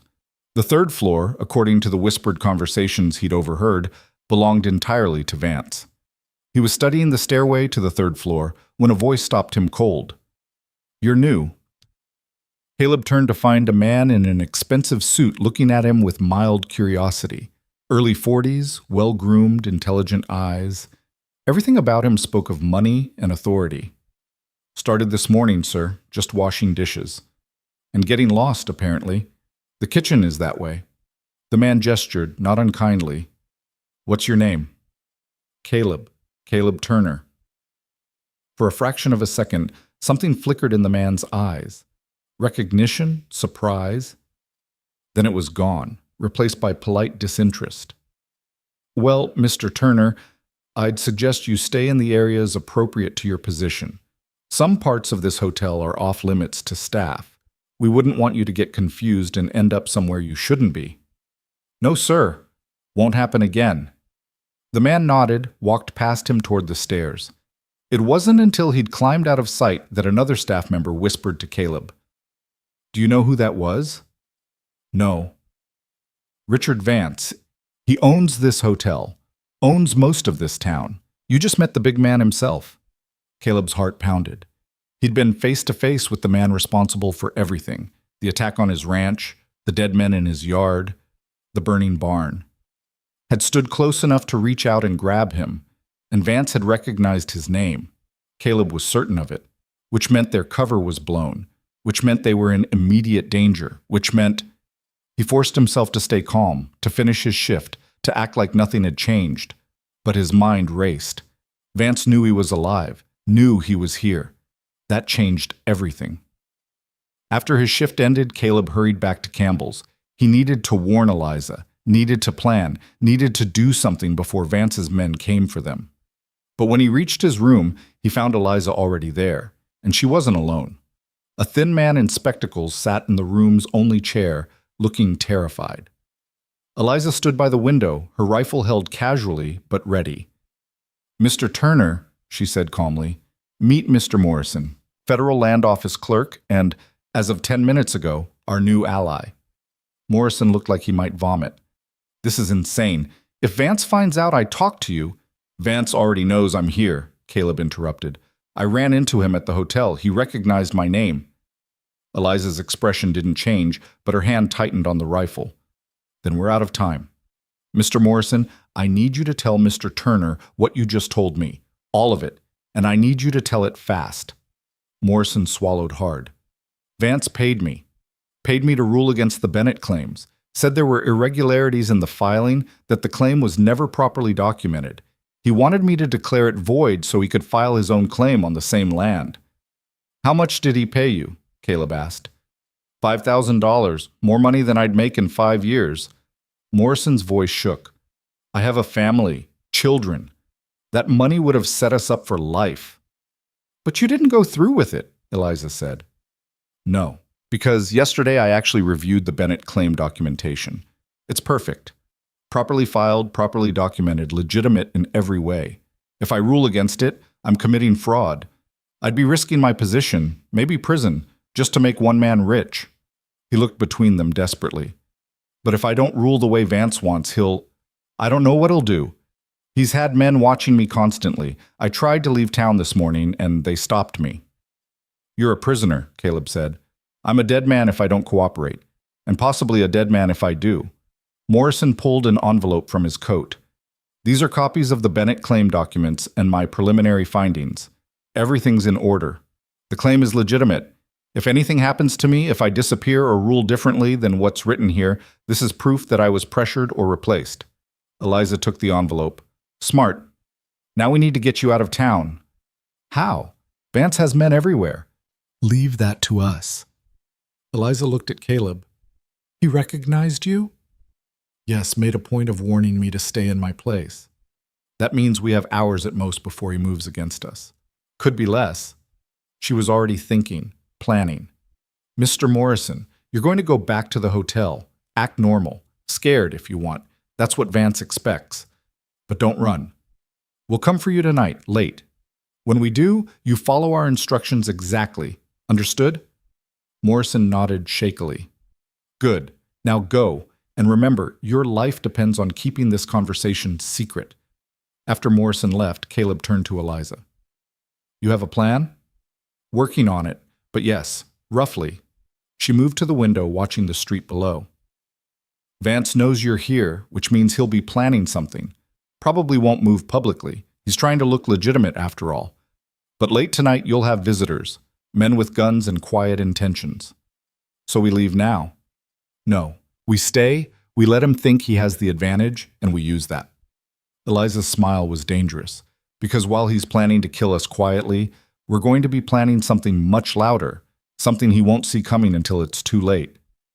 What are you thinking? I'm thinking it's time to stop hiding and start fighting back. Vance wants to play in the shadows? Fine. But tomorrow morning, everyone in this town is going to know exactly what Richard Vance is, and they're going to know what he tried to do to us. She turned from the window, and in her eyes, Caleb saw the steel that had kept her alive through 40 years of frontier violence. Get some rest, Mr. Turner. Tonight's going to be very busy. And tomorrow? She checked her rifle, her movements precise and practiced. Tomorrow we show this town what happens when you push people too far. Caleb didn't sleep. He lay on the bed with his boots on and his revolver within reach, listening to every sound in the boarding house. Footsteps in the hallway. Voices from other rooms, the creak of old wood settling. Each noise made his hand drift toward the gun, his body tensing for violence that never quite arrived. Eliza had left an hour after Morrison, slipping out into the darkness with nothing more than a whispered instruction to stay alert. Where she'd gone, what she was planning, Caleb could only guess, but he'd learned to trust her instincts, even when they terrified him. Around midnight, he heard it. Different footsteps. Slower. More deliberate. Men moving with purpose through the boarding house, trying to be quiet and failing because they weren't used to sneaking. They were used to kicking down doors and taking what they wanted. Caleb rolled off the bed, positioned himself against the wall beside the door. His revolver felt heavy in his hand. His heart hammered so hard he was sure they'd hear it through the walls. The footsteps stopped outside his room. A pause. The sound of someone testing the doorknob, finding it locked. Another pause. Then a voice, low and rough. "Turner, we know you're in there. Mr. Vance wants to talk to you. Come quiet, and there's no trouble." Caleb didn't answer, barely breathed. "Last chance, Turner. We can do this easy or hard. Your choice." Still nothing. The men outside conferred in whispers. Then came the sound Caleb had been expecting, the thud of a shoulder against the door. Once, twice. The old wood began to splinter around the lock. On the third impact, the door burst inward. Two men rushed through, guns drawn, expecting to find Caleb in bed or hiding in the corner. Instead, they found an empty room. Window wide open, curtains fluttering in the night breeze. "Son of a bitch ran," one of them said. They moved to the window, leaned out, looked down at the alley below. A fall that would break bones if you weren't careful, but survivable if you were desperate enough. What they didn't see was Caleb pressed flat against the wall in the darkest corner of the room, holding his breath, waiting for them to commit fully to looking out that window. When they did, he moved. Not to attack. He was outnumbered and they were professionals. But to slip past them, through the broken door, out into the hallway before they realized he'd never left the room.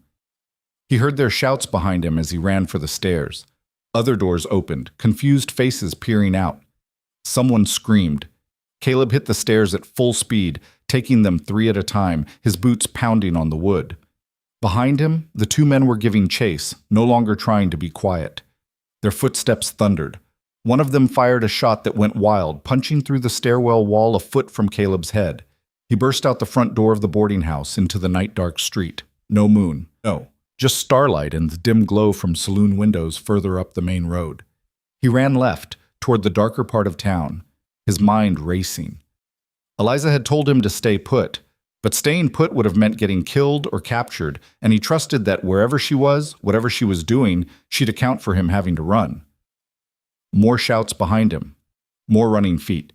He ducked into an alley, vaulted a fence, came out on a side street he didn't recognize.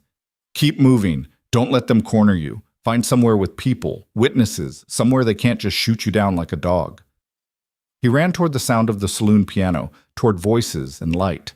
Burst through the doors of what turned out to be the Lucky Strike, startling a dozen late-night drinkers. All eyes turned to him, a wild-eyed man with a gun, breathing hard, clearly running from something. "Sorry," Caleb gasped. "Just need to—" The two men crashed through the doors behind him. For a moment, everyone in the saloon froze. Then one of the men raised his gun, pointed it at Caleb. "Put that away," the bartender said sharply. "No shooting in my establishment. I don't care who sent you." "This doesn't concern you," one of the men said, not lowering the gun. "Like hell it doesn't. This is my place, and I won't have you shooting it up." The bartender produced a shotgun from behind the bar. "Take your business outside or take it to hell. I don't much care which." The standoff held for a long moment. Caleb edged toward the saloon's back door, keeping the bar between himself and Vance's men. They noticed, started to move to intercept. The front doors opened again. Marshal Hoskins walked in, hand on his gun belt, eyes taking in the scene with the tired assessment of a man who'd broken up 100 such confrontations. "Evening, gentlemen. Someone want to tell me why there's shouting and gunfire disturbing the peace?" "Marshal," one of Vance's men said quickly. "This man's wanted for questioning. We were just trying to bring him in." "Wanted by who?" "Mr. Vance." Hoskins' jaw tightened almost imperceptibly. "Last I checked, Mr. Vance doesn't have the authority to issue warrants. That would be my job." He looked at Caleb. "You got a name?" "Caleb Turner." Something flickered across Hoskins' face. Recognition, maybe. Or just weariness at the name that had been on everyone's lips since the stage driver brought news of the ranch attack. "Mr. Turner, you committed any crimes in my town?" "No, sir. Just defending myself from men who broke into my room with guns." "That true?" Hoskins asked Vance's men. "We were just trying to talk to him. He ran."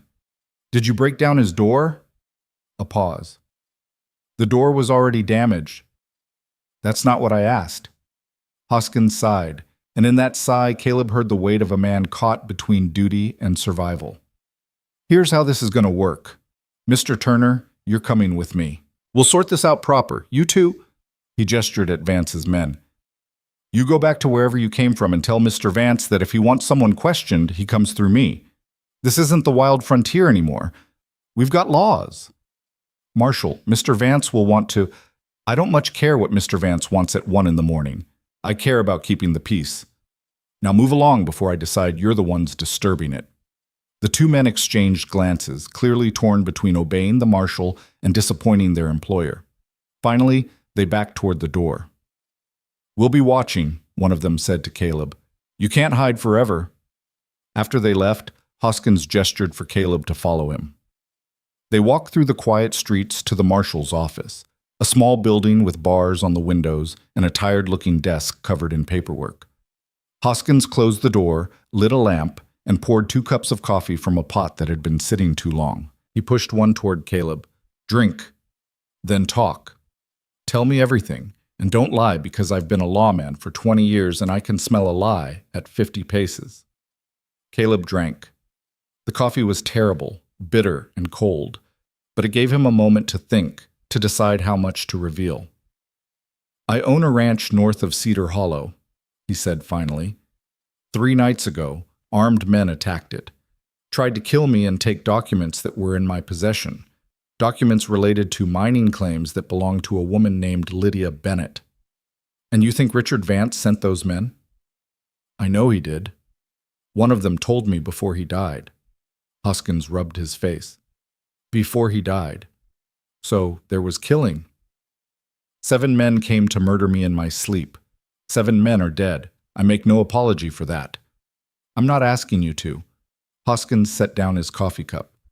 Mr. Turner, I'm going to be straight with you because I'm tired and I'm angry and I don't have the energy for games. Richard Vance owns this town. Not officially, not legally, but in every way that matters. He pays the salaries of half the people here. He controls the businesses, the mines, the council. And yes, he's got me by the short hairs too because my job exists at the council's pleasure and the council does what Vance tells them to do. So you can't help me. I didn't say that. Hoskins stood, paced to the window, looked out at the dark street. I said he owns this town, but I took an oath to uphold the law, to protect people, to stand for what's right even when it's hard. And lately I've been failing that oath because it's easier to look away than to stand up. But tonight, watching those men chase you through the streets like you're some kind of animal. He turned back to Caleb. I'm tired of looking away. Caleb felt something shift in his chest. Hope, maybe. Or just the relief of finding one person in this entire town who might still have a conscience. If you want to help, I need you to protect Morrison, the land office clerk. Vance has him trapped at the hotel, pressuring him to rule against the Bennett claims fraudulently. If Morrison disappears or changes his ruling under duress, the whole legal case falls apart. And if Morrison tells the truth, if he rules the claims are legitimate, then Vance loses his legal route to stealing the land. He's already lost the violent route. I'm still alive and the documents are safe. If we can protect Morrison long enough for him to file his official ruling, Vance has nothing left. Hoskins considered this. Where are the documents now? Safe, not in town. Even if Vance kills me, he won't get them. And the old woman who came in on the stage with you? Where's she in all this? Caleb had wondered when Hoskins would bring up Eliza. The marshal was more observant than Vance probably gave him credit for. She's helping. Beyond that, I won't say. For her protection and mine. Fair enough. Hoskins moved to his desk, pulled out a ring of keys. Here's what's going to happen. I'm putting you in protective custody. Not in the cells. In the back room where I sleep when I'm working late. You'll be safe there, at least until morning. Come daylight, we'll move Morrison from the hotel to somewhere secure. Once he's safe, he can make his ruling, and we'll see what Vance does when the law actually works the way it's supposed to. You're risking your job for this. Maybe your life. I'm doing my job, finally. Hoskins unlocked a door behind his desk, revealing a small room with a cot and a washstand. Get some rest. I'll be out front. Anyone wants to get to you, they'll have to go through me. Caleb wanted to argue that it wasn't enough, that one honest marshal couldn't stand against Vance's resources. But he was exhausted, wounded, running on nothing but stubbornness and fear. And Hoskins, for all his compromises, seemed to mean what he said. Thank you, Caleb said. Thank me when we both survive this. Hoskins closed the door, and Caleb heard the lock turn. Not a cell, not a cage, just protection. He lay down on the cot, fully clothed, gun beside him. This time, despite everything, sleep found him almost immediately. His body simply gave out, dragged him under into darkness. He woke to voices, shouting, the crash of something breaking. Light streamed through the small window, morning, late morning, judging by the angle of the sun. How long had he slept? Caleb grabbed his gun, moved to the door, pressed his ear against it. The voices became clearer. Don't care what authority you think you have, Marshal. That man is wanted for questioning, and I'm taking him. You'll need a warrant for that, Mr. Vance, and last I checked, you can't issue those. I can have the judge issue one in an hour. Then come back in an hour with the paperwork. Until then, Mr. Turner stays in my custody. A pause. Then Vance's voice, colder now. You're making a mistake, Hoskins. A career-ending mistake. Maybe. But it'll be a mistake I can live with. Footsteps. The sound of the front door opening and slamming shut. Then Hoskins' voice, closer now, speaking through the locked door. You awake in there, Turner? I'm awake. The lock turned. Hoskins stood there, looking 10 years older than he had the night before. Behind him, through the office window, Caleb could see a crowd gathering in the street. We've got a problem, Hoskins said. Vance is getting that warrant. Judge Thompson will sign whatever Vance puts in front of him. Once that happens, I'll have to turn you over or I'll be in violation of a court order. How long do we have? An hour, maybe less. Hoskins glanced toward the street. But that's not our only problem. Word's gotten around town about what happened last night. People are choosing sides. Some think Vance is right to go after you. Others think he's overstepping. It's getting ugly out there. Caleb moved to the window, looked out at the crowd. Maybe 50 people, divided into rough groups. Some carried signs supporting Vance. Others looked angry, agitated, like they'd been waiting for a reason to push back against Vance's control and had finally found it. Where's Morrison? Caleb asked. Still at the hotel. Vance has doubled his guards. We can't get to him without starting a war. Then we're out of options. Maybe not. A new voice from the doorway. Eliza walked in like she owned the place, her rifle slung over her shoulder, her expression calm despite the chaos outside. Morning, Marshal. Mr. Turner. Hope I'm not interrupting. Where the hell have you been? Caleb demanded. Working. Eliza moved to the window, assessed the crowd with a practiced eye. Spent the night talking to people. Miners who've been cheated by Vance's ore buyers. Merchants who've been forced to pay protection money. Families who've lost land to his legal manipulations. Turns out a lot of folks in this town have grievances. They've just been too scared to voice them. What did you do? I gave them permission to be angry, reminded them that there's more of them than there are of Vance's hired guns, suggested that maybe today was a good day to stand up and demand better. She smiled. Some of those people out there are on Vance's side, but more of them are on ours. They just don't know it yet. Hoskins looked skeptical. You think you can turn a mob against Richard Vance? He'll just pay them off or threaten them into submission. He'll try, but I've got something he doesn't. Eliza reached into her coat, pulled out a sheaf of papers. Morrison's preliminary findings. Documentation of the Bennett claims. And sworn statements from 3 of Vance's former employees detailing every illegal thing he's done in the last 5 years.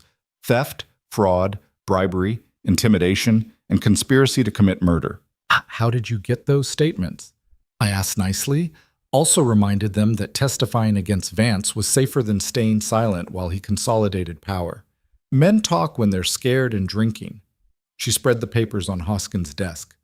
This is everything we need to bring charges. Real charges. Federal charges that even a crooked judge can't dismiss. Caleb stared at the documents, then at Eliza. You did all this in one night? I'm old, Mr. Turner, not slow. She turned to Hoskins. Marshal, here's what's going to happen. You're going to take these documents and you're going to walk out into that street and you're going to read them aloud. Every word, every crime, every lie Vance has told this town. And while you're doing that, Mr. Turner and I are going to the hotel to get Morrison out. They'll kill you the moment you walk in there. They'll try. Eliza checked her rifle. but they'll be distracted by the riot starting outside. Difficult to guard a prisoner when your whole world is coming apart. You're talking about starting a civil war in my town. I'm talking about ending a dictatorship in your town. There's a difference. Eliza's eyes were hard. You said you were tired of looking away, Marshal. Well, here's your chance to look right at the problem and do something about it. You can stand with us or you can stand aside. But either way, this ends today. Hoskins looked at the documents, at the crowd outside, at Caleb and Eliza. Whatever calculation he was making, whatever line he was weighing crossing, it all played out on his weathered face. Finally, he picked up the papers. I'll give you 15 minutes, he said. 15 minutes to get to the hotel, get Morrison, and get clear. After that, I can't control what happens. 15 minutes is all we need. Eliza moved toward the back door. Come on, Mr. Turner, time to finish this. They slipped out through the alley while Hoskins walked out his front door to face the crowd. Caleb heard him calling for attention, heard the beginning of his speech. Citizens of Blackstone Valley, I have information you need to hear about Richard Vance. And then they were running, cutting through back streets toward the hotel. What's the plan? Caleb gasped as they ran. We go in through the kitchen where you worked. You know the layout. We get to Morrison's room on the second floor. We get him out. And if Vance's men stop us, then we stop them first. Eliza's voice was flat, matter of fact. I'm done being gentle, Mr. Turner. These people tried to kill us, tried to burn your home, tried to steal from a sick woman. I'm all out of mercy. They reached the hotel's service entrance. The kitchen was in chaos, staff arguing, some wanting to go see what the marshal was saying, others insisting they had work to do. No one noticed two more people slipping through. Caleb led the way to the back stairs, the ones staff used to reach the upper floors. They climbed quickly, Eliza's slight limp barely slowing her down. Second floor. The hallway stretched before them, doors on either side. Room 203. That's where Morrison was being held. Two of Vance's men stood guard outside the door. They looked nervous, distracted. Through the hotel windows, Caleb could hear Hoskins' voice growing louder, the crowd's reaction building. I'll take left, you take right, Eliza whispered, fast and quiet. Before Caleb could argue or plan or hesitate, Eliza was moving. She crossed the hallway in 3 long strides, rifle swinging up. The guard on the left started to turn, started to shout. Eliza's rifle butt caught him across the temple. He dropped without a sound. Caleb lunged at the right-hand guard, tackling him before he could draw his weapon. They hit the floor hard. The man thrashed, stronger than Caleb expected. A fist caught Caleb in the jaw, stars exploding across his vision. He held on anyway, pinning the man's gun hand, bringing his own revolver up. Stop! Eliza's voice was cold as winter iron. Her rifle was pointed at the guard's head. Fight's over. You lost. The man went still. Caleb rolled off him, breathing hard, his jaw already swelling. Tie them up, Eliza ordered. Use their own belts. Gag them too. We don't need them raising alarms. While Caleb secured the guards, Eliza kicked open Morrison's door. The clerk was inside, pacing frantically, jumping at the sudden intrusion. What's happening? I heard shouting. We're leaving. Now. Eliza grabbed his arm. Can you ride? Yes, but then stop talking and move. They went back down the service stairs, Morrison stumbling between them. Behind them, Caleb heard shouts. Someone had found the unconscious guards. The alarm was spreading. They burst out into the service alley just as gunfire erupted somewhere nearby, not aimed at them. Somewhere else in town.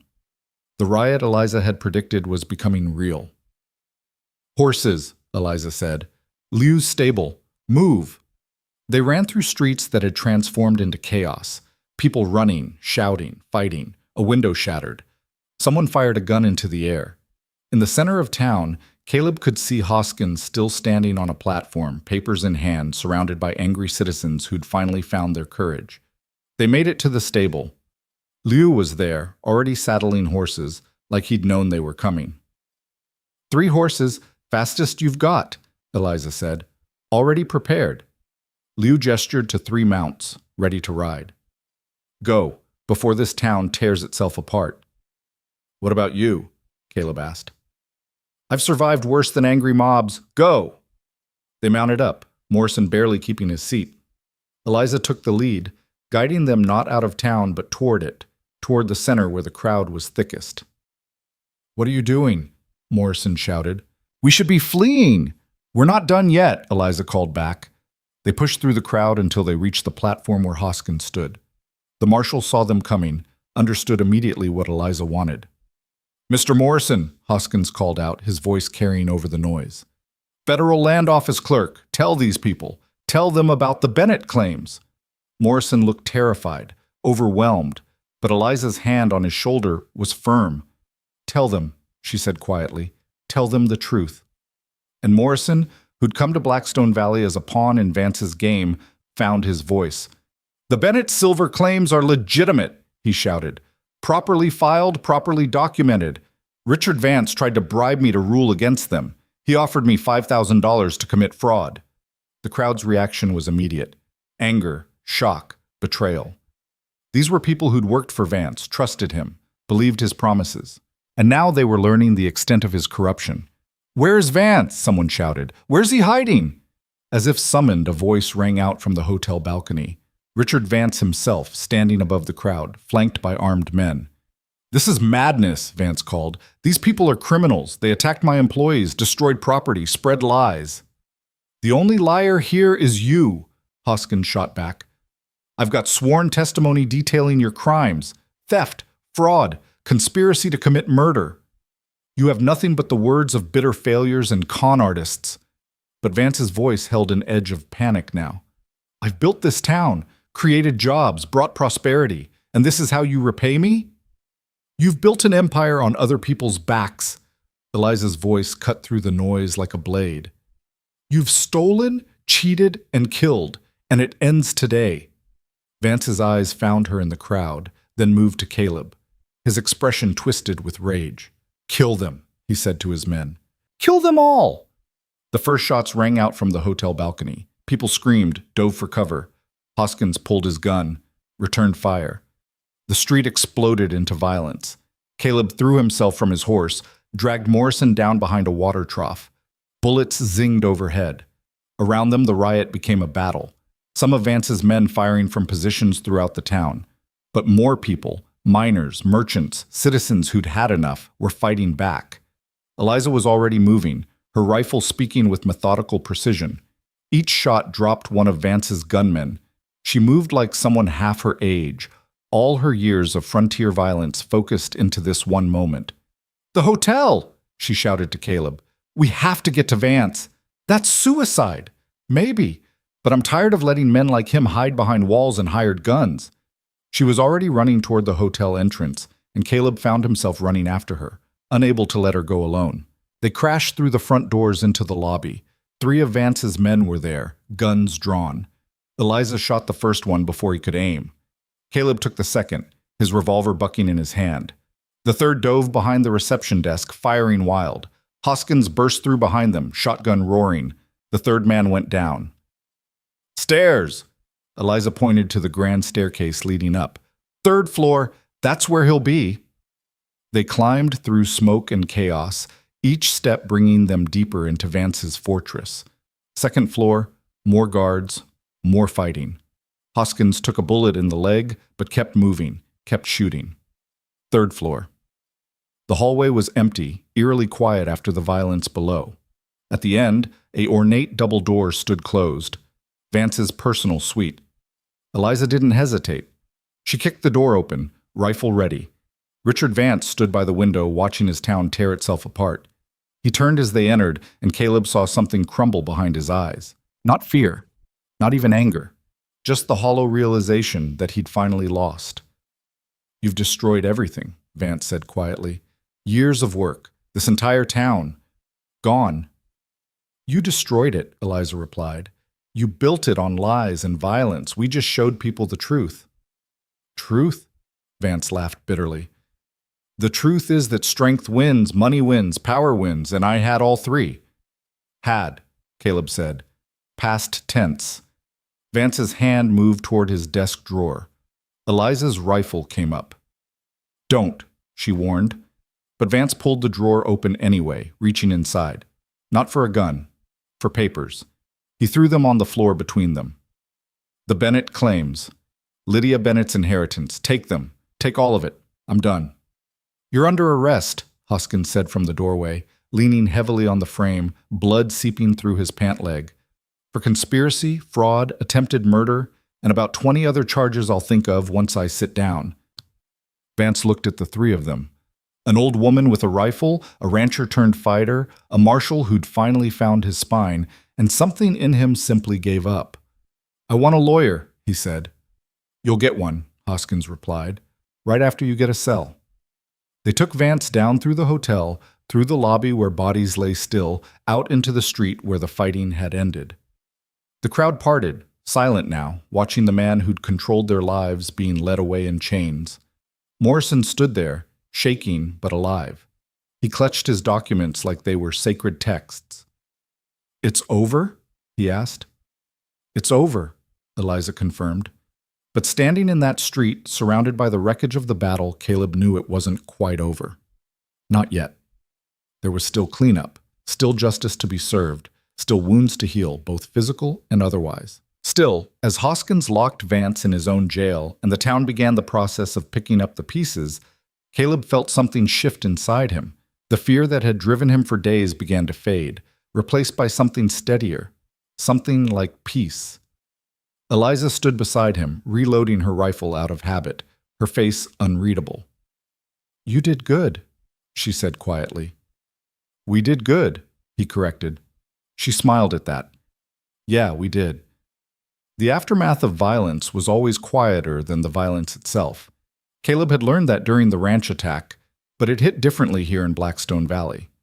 No roaring flames to fill the silence, just the sound of people picking through wreckage, treating wounds, counting losses. The street where they'd fought was littered with broken glass, spent cartridges, and dark stains that would take weeks of rain to wash away. Eliza sat on the edge of the boardwalk outside the marshal's office, methodically cleaning her rifle. Her movements were slower than usual, pain showing in the careful way she held her wounded shoulder. She'd refused medical attention 3 times already. You're being stubborn, Caleb said, lowering himself to sit beside her.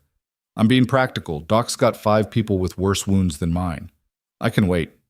She ran the cleaning rod through the barrel, examining it in the afternoon light. How's Hoskins? Bullet went clean through. He'll walk with a limp, but he'll walk. Caleb watched a group of townspeople working to repair a storefront damaged in the fighting. Morrison? On a stagecoach to Denver with an armed escort. He'll file his findings from there, somewhere Vance's remaining associates can't reach him. Eliza set the rifle aside, finally meeting Caleb's eyes. It's really over. Vance is locked up. The federal marshal arrives tomorrow to take custody. The judge resigned this morning. Seems he found a sudden conscience when faced with actual consequences. The town council's meeting to discuss new leadership.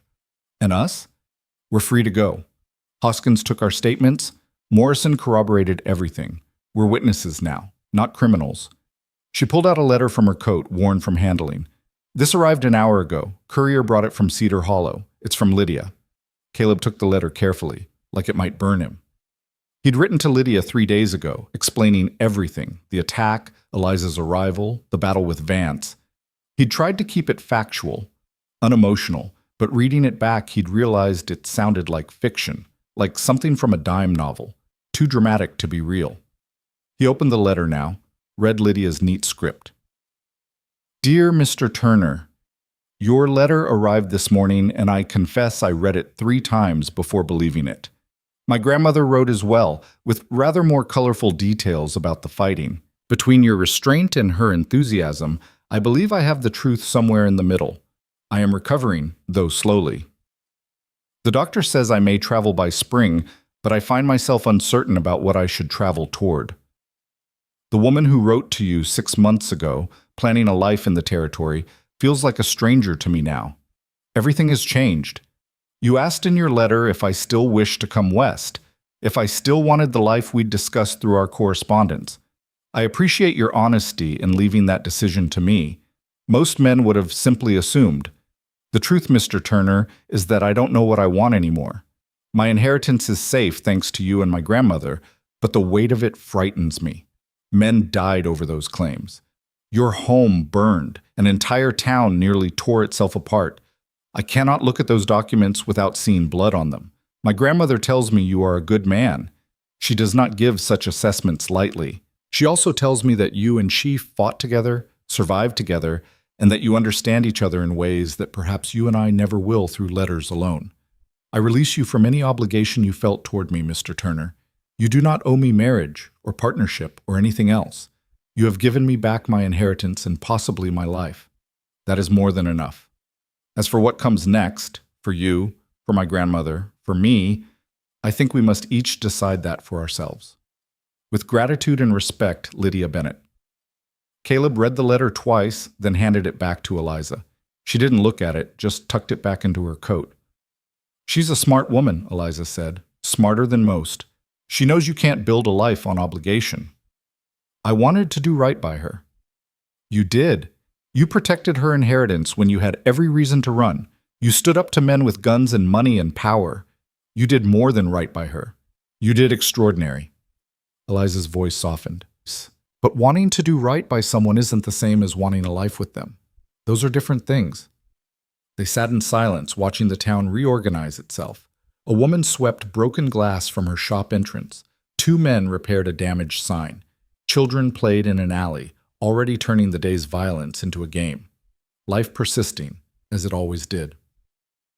What will you do now? Caleb asked finally. Go back to Denver? Stay with Lydia while she recovers? I don't know. Eliza picked up her rifle again, not to clean it, but just to hold it, like the weight was comforting.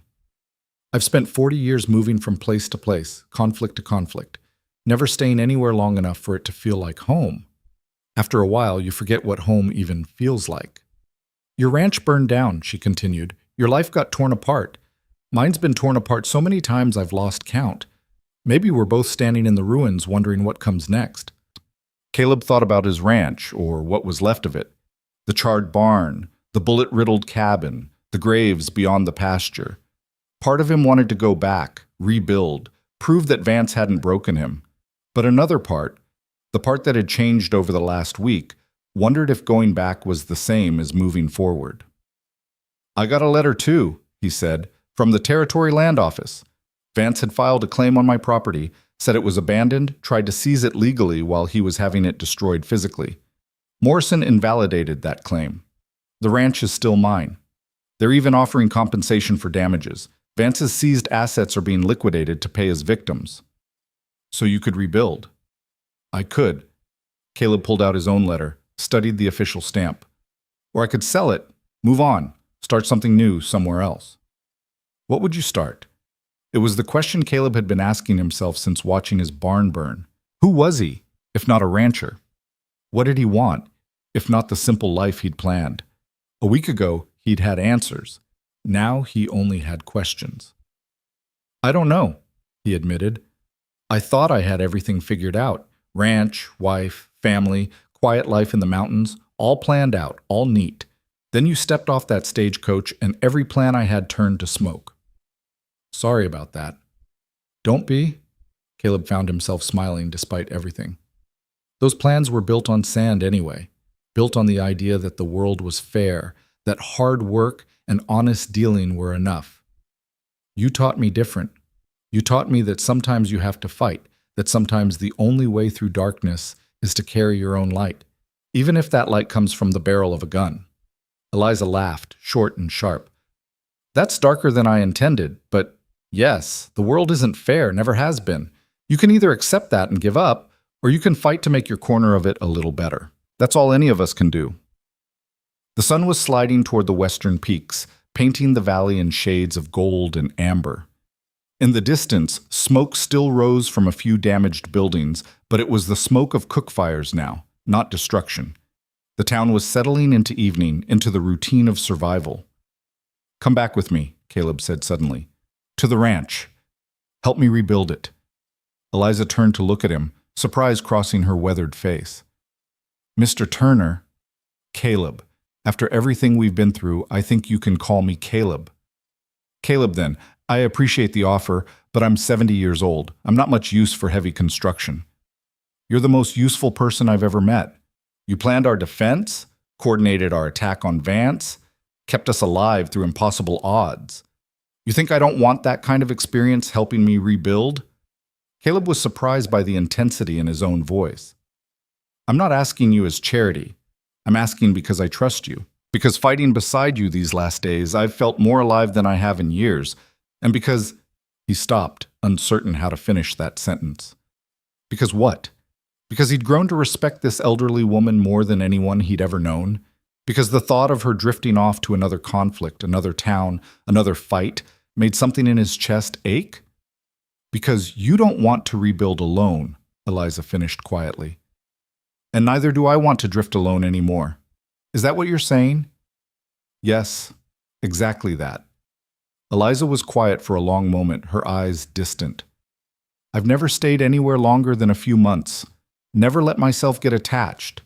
Attachments make you vulnerable, give people leverage against you. I learned that when my husband died and I had nothing left but survival. That was 40 years ago. Some lessons stick, but her voice wavered slightly. What are you really asking, Caleb? For a hired hand, a business partner, an old woman to cook and clean while you do the real work? I'm asking for a partner, equal stake, equal say, equal risk. We rebuild the ranch together, make it something better than it was before, something that belongs to both of us. Why? It was a fair question, and it deserved an honest answer. Caleb thought about the man who'd stood on the Cedar Hollow platform waiting for Lydia Bennett. That man had wanted a wife to complete a picture he'd painted for himself, a picture of normalcy and tradition and simple domesticity. The man he was now wanted something different, wanted someone who understood that life was hard and unfair and violent sometimes, but that you faced it anyway. Someone who'd stand beside him when things went wrong, who wouldn't run when the darkness came. Someone he could trust with his life because she'd already proven he could trust her with exactly that. Because when I was pinned down in my cabin with bullets coming through the walls, Caleb said slowly, you didn't freeze, didn't panic, didn't abandon me to save yourself. You fought, and when you were wounded and bleeding, you kept fighting. And when we rode into Blackstone Valley, knowing we might not come out alive, you didn't hesitate. You did what needed doing. He met her eyes. I spent 5 years building that ranch alone, working alone, planning alone. And I was proud of it. But standing here now, knowing what we accomplished together in just a few days, he shook his head. I don't want to go back to alone. I want to build something with someone who understands that strength isn't just physical, that the strongest people are the ones who keep standing when they have every reason to fall. Eliza's eyes were bright, though whether from emotion or the setting sun, Caleb couldn't tell. You barely know me. I know you saved my life. I know you're the bravest person I've ever met, regardless of age. I know that when you give your word, you keep it. I know you'd rather die than let innocent people get hurt. What else do I need to know? That I'm old, that I'm difficult, that I've killed people, and I'll probably have nightmares about it for the rest of my life, however long that is. That I don't know how to be part of something stable because I've never had stability. That I might wake up one morning and decide I need to leave because staying in one place too long makes me feel trapped. Then we'll deal with that when it happens. If it happens. Caleb stood, offered her his hand. But at least try. At least give yourself the chance to find out if a home is still something you can have. Eliza looked at his outstretched hand for a long moment. Then slowly, carefully, she took it and let him help her to her feet. Equal partners, she said. You're not hiring me. We're building this together. Equal partners. And if Lydia changes her mind in the spring, if she decides she wants to come west after all, then we'll figure that out together too. But I'm not waiting for maybes anymore. I'm working with what's real, what's here, what's proven. Caleb smiled. Right now, that's you and me and a burned-down ranch that needs rebuilding. Eliza smiled back, and it transformed her face. Made her look younger despite the silver hair and weathered skin. Made her look like someone who'd just been given a gift she'd forgotten existed. All right then, partners. They shook hands like business associates sealing a deal, but the grip lingered longer than business required. A moment of understanding passing between them. A commitment made without contracts or ceremonies. Just two people who'd survived hell together deciding to see what came next. The next morning, they left Blackstone Valley. Morrison's official ruling had been filed, the Bennett claims certified as legitimate. Vance sat in a cell awaiting federal charges. The town had elected an interim council that promised actual representation instead of corruption. It wasn't perfect. Nothing ever was. But it was better. They stopped at Lou's stable to collect their horses. The proprietor looked them over with his careful eyes. "You're leaving," he observed. "Work's done here," Eliza said. "Is it?" Lou gestured toward the town. "People have been asking about you. The old woman who stood up to Vance, the rancher who wouldn't be intimidated. Some think you're heroes, some think you're troublemakers. Most are just grateful someone finally stood up." "We're not heroes," Caleb said. "Just people who got pushed too far." "Heroes never think they're heroes. That's how you know they are." Lou handed over their horses' reins. "Blackstone Valley owes you a debt. If you ever need anything, you have friends here." The ride back to Cedar Hollow took 2 days. They traveled slowly, neither of them in a rush, stopped to rest frequently, to let Eliza's shoulder heal, to simply sit and watch the country roll by. They talked sometimes about the past, about plans for the ranch. Other times they rode in comfortable silence, the kind that only exists between people who've been through something transformative together. At Cedar Hollow, they stopped at Samuel Chen's general store. Samuel's eyes widened when he saw them. "Turner, and Miss, your aunt. We heard rumors. The stage driver said there was a war in Blackstone Valley, that Vance had been arrested, that 2 people had somehow—" He stopped, looking between them. "It was you, wasn't it?" "It was us," Eliza confirmed, "among others. Marshall Hoskins deserves most of the credit. The town's been talking about your ranch, about the attack. Some folks rode out there, said it looked like a battlefield." Samuel's expression was somber. "I'm sorry, Caleb. I know how hard you worked on that place. It's still standing, damaged, but standing. That's more than some people get." Caleb pulled out his list of supplies. "We're going to rebuild it. Better than before. I'm going to need materials. A lot of materials." Samuel read the list, whistled low. "This is months of work. You're doing this alone?" "Not alone," Caleb glanced at Eliza. "I have a partner now." They stocked up on everything they could carry: lumber, nails, tools, supplies. More would need to be freighted in later, but this was enough to start, enough to begin the work of transformation. The ranch came into view at sunset, and Caleb felt his chest tighten seeing it again. The charred skeleton of the barn, the cabin with its boarded windows and bullet-scarred walls, the pasture where graves lay beneath fresh-turned earth, every scar a reminder of what had happened here, but also a reminder that they'd survived it. Eliza dismounted, walked slowly through the property, assessing everything with her practiced eye. "It's worse than I remembered," she said finally, "but I've seen worse brought back. The cabin's structure is sound. We can repair it, make it livable again. The barn," she shook her head, "we'll need to tear down what's left and start fresh, but the land is good. The well is intact. We've got what we need." "Where do we start?" "With shelter. We make the cabin weathertight, get it warm and dry. Then we work outward. One building at a time, one fence at a time. It'll take months, maybe a year, but we've got time." They worked until darkness made it impossible to see, then set up a temporary camp in the one room of the cabin that was still intact. Ate a simple dinner of beans and coffee. Sat by the fire as night settled over the valley. "I've been thinking about Lydia," Eliza said quietly. "About what she said in her letter, that she didn't know what she wanted anymore. I understand that feeling." "Do you?" Eliza poked at the fire with a stick. "Because I think maybe you know exactly what you want now. Maybe for the first time in your life, you're not following a plan someone else laid out. You're choosing your own path." Caleb considered that. "Maybe. Feels strange, though, freeing and terrifying at the same time." "That's how you know it's real. If it was just comfortable, just safe, you'd never grow." Eliza was quiet for a moment. "My son, Lydia's father, he spent his whole life searching for something. That silver claim, he worked it for 20 years. Never found much, but he kept searching. Used to drive me crazy, watching him pour everything into that hole in the ground. After he died, I thought maybe Lydia would sell it, move on, do something practical. But instead, Instead, it turned into something worth fighting for. Not the silver, that's just metal, but the principle of it. The idea that you don't let bullies take what's yours just because they have more power. That's what was worth fighting for. Eliza looked at him across the fire. That's what we fought for. Not money, not land. The principle that people matter more than profit. Will Lydia keep the claims? I don't know. That's her choice. But whatever she decides, at least she'll decide it freely.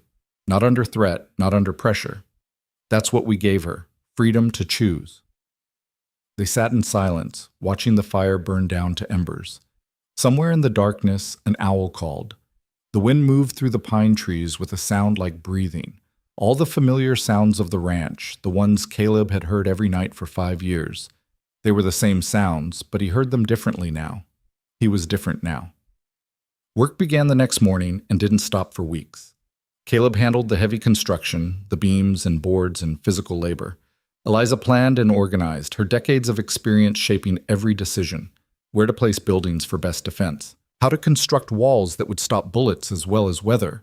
Where to dig trenches for drainage. Where to plant for maximum yield. She worked too, despite her age and healing shoulder. Measured and cut, mixed mortar, painted and sealed. Moved slower than Caleb, but with such precision that her work rarely needed redoing. They developed a rhythm. Up at dawn, work until dusk, eat together, plan the next day's tasks, sleep. Simple. Physical. Satisfying in ways that Caleb's previous solitary work had never been. Neighbors started showing up after the first week.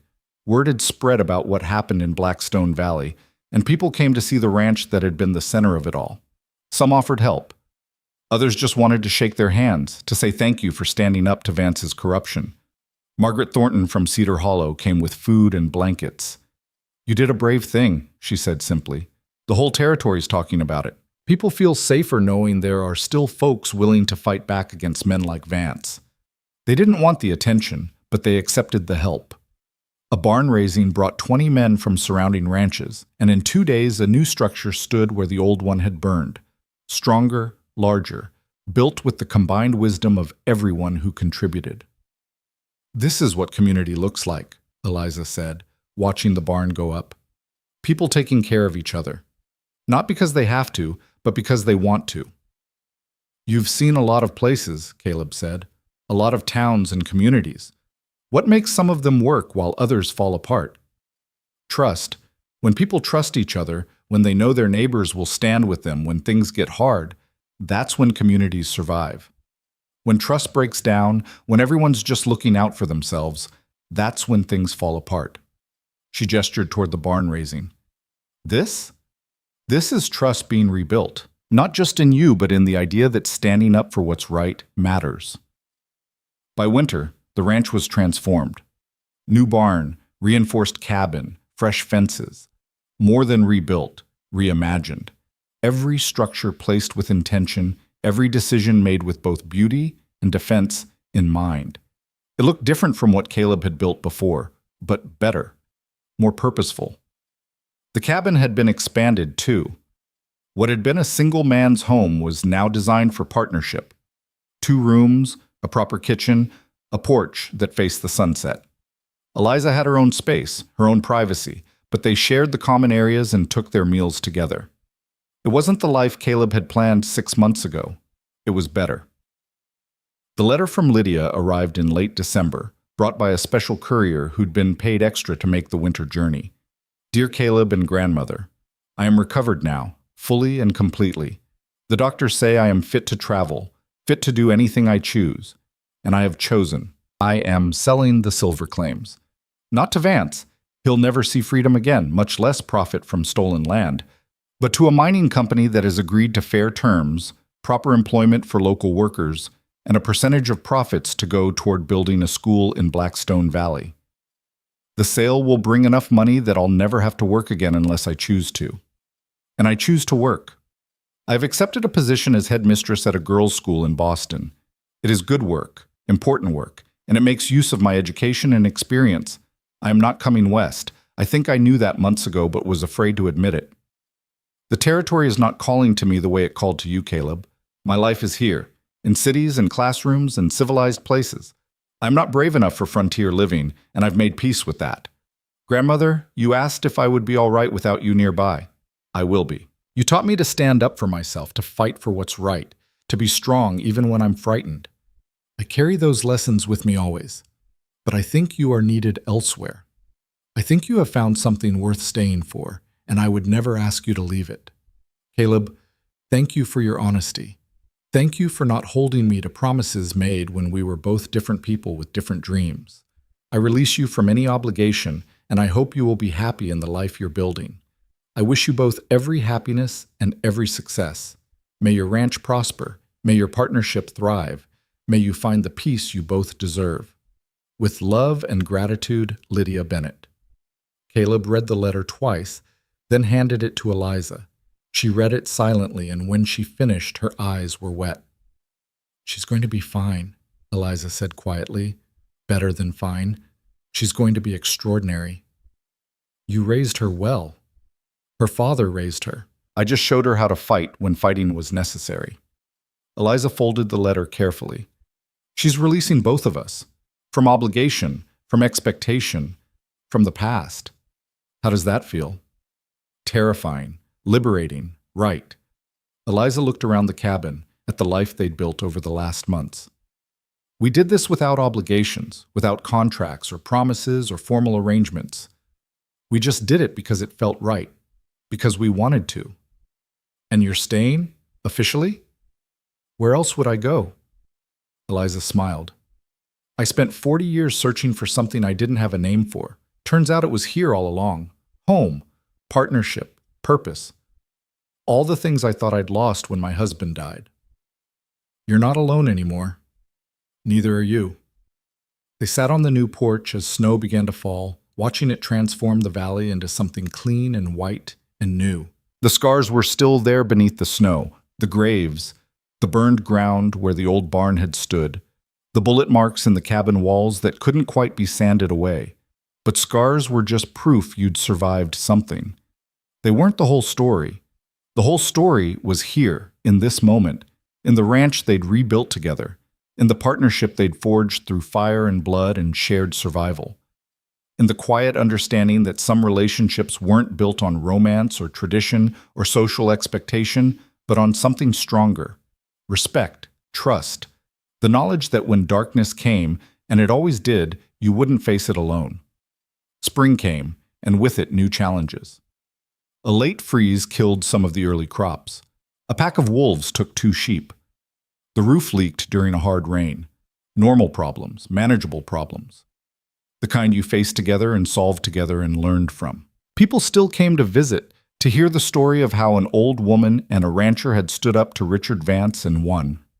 Caleb and Eliza told the story less and less, preferring to let it fade into legend. The reality had been messy and terrifying and painful. The legend could be whatever people needed it to be. What mattered was the work, the daily effort of building something good on ground that had seen violence, of choosing, every single day, to create rather than destroy, to stand rather than fall, to hope rather than despair. One evening in late spring, as they sat on the porch watching the sunset, Caleb asked the question that had been forming in his mind for months. Do you ever regret it? Coming here instead of staying with Lydia? Eliza was quiet for a long moment, considering. I came here to deliver a warning, to help a stranger who was caught up in my granddaughter's troubles through no fault of his own. I thought I'd stay a few days, maybe a week, then leave, like I always left.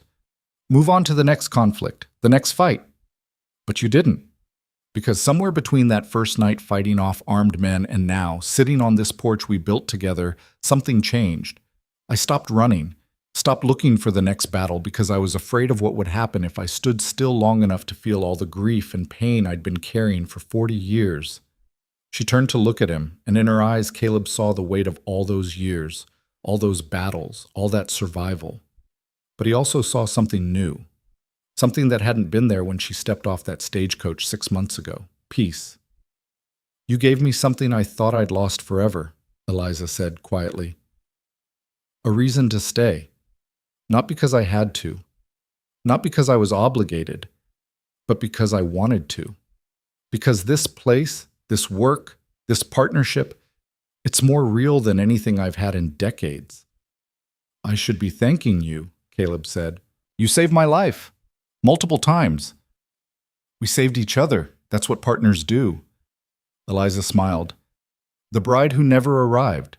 That's what they call me in town. Did you know that? I heard. I like it. It's true in its way. I never was supposed to be the bride. Never was supposed to stay. But here I am anyway, building a life I never expected to have. They sat in comfortable silence as the sun disappeared behind the mountains and stars began to emerge. The valley darkened, but warm light spilled from the cabin windows behind them. Inside was everything they'd built: solid walls, a warm fire, food they'd prepared together, books they'd read aloud on long winter evenings. Home. Not the home Caleb had planned when he stood on that platform 6 months ago.